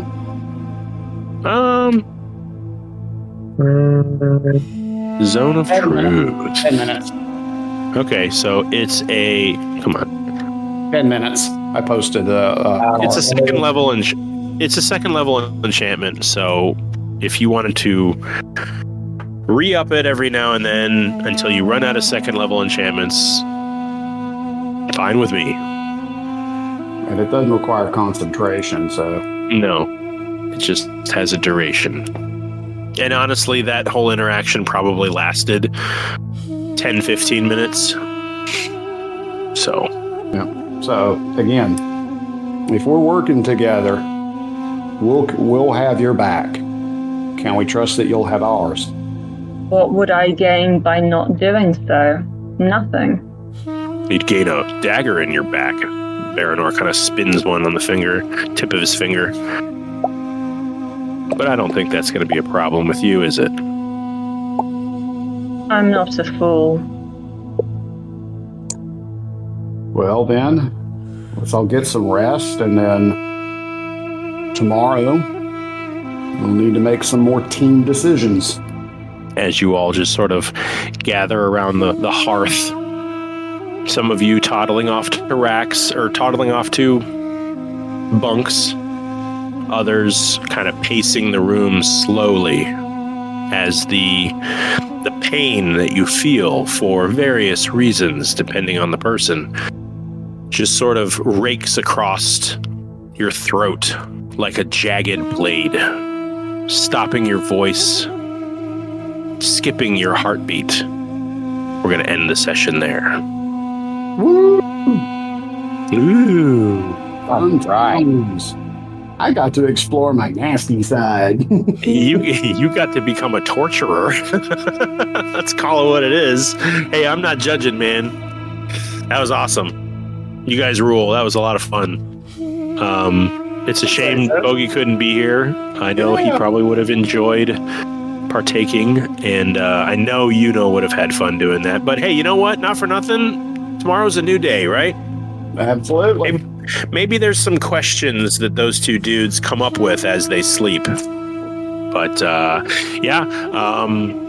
you guys found out a lot. You now kind of understand the structure of this subsect of the Walking Rot. You know its leader's name. You know what she looks like, kind of. I'd say you guys succeeded in your first brutal interrogation of a prisoner. Woohoo! A new first for us. Yeah, you should bring this guy to the dungeons of Stonehelm Keep. I feel like that's a more fitting place to do this. But that's a story for another day. This is going to be our last session of the year. Yep. I just want to wish everyone a Merry Christmas, or Happy Christmas, as they say in the UK, and a Happy New Year. I do plan on doing a themed one-shot, but I think I'm going to push that and make it a spring one-shot. So we'll probably do a fun little, level 4, level 5, whatever the fun level up in that range is. We'll target that, but that's for the future. This has been a really great year, I think, for the campaign. If my memory serves, you guys defeated Chekas this year. Maybe not. Maybe that was last year. Definitely somewhere in the vicinity. But you guys have had ups and downs, and you've traveled the plains, and you've destroyed a western town's power structure. It's been pretty interesting kind of riding this along with you. So thanks everybody for how awesome you have been, and showing up on time when you can, and bringing the ruckus to me, and making me work for my theatrics that I like to bestow. So everyone have a great holiday, and everybody do the same. Yeah, it's been a lot of fun. Ellie, again, I want to say thank you so much for gracing us with your presence. I'm looking forward to what the future holds for Iona and her relation to the Crown Collectors. Yeah, thank you for having me. Yeah, sure. Everyone have a great time off, and I'm looking at January 11th as our next session. Right in the middle of when, that time of year where the Christmas is over and everyone's kind of bored and it's just snowy and crappy and all that stuff. So that should be a nice, refreshing revisit back, and we'll pick up right where we left off with everyone waking up in this weird pyramid. So, okay. All right. All right. I will see you all in 5 weeks, I guess. Have a good one. 2025. You said the 2025. 11th, right? Yep, January 11th. Yep. See you then. All right. See ya. Bye-bye.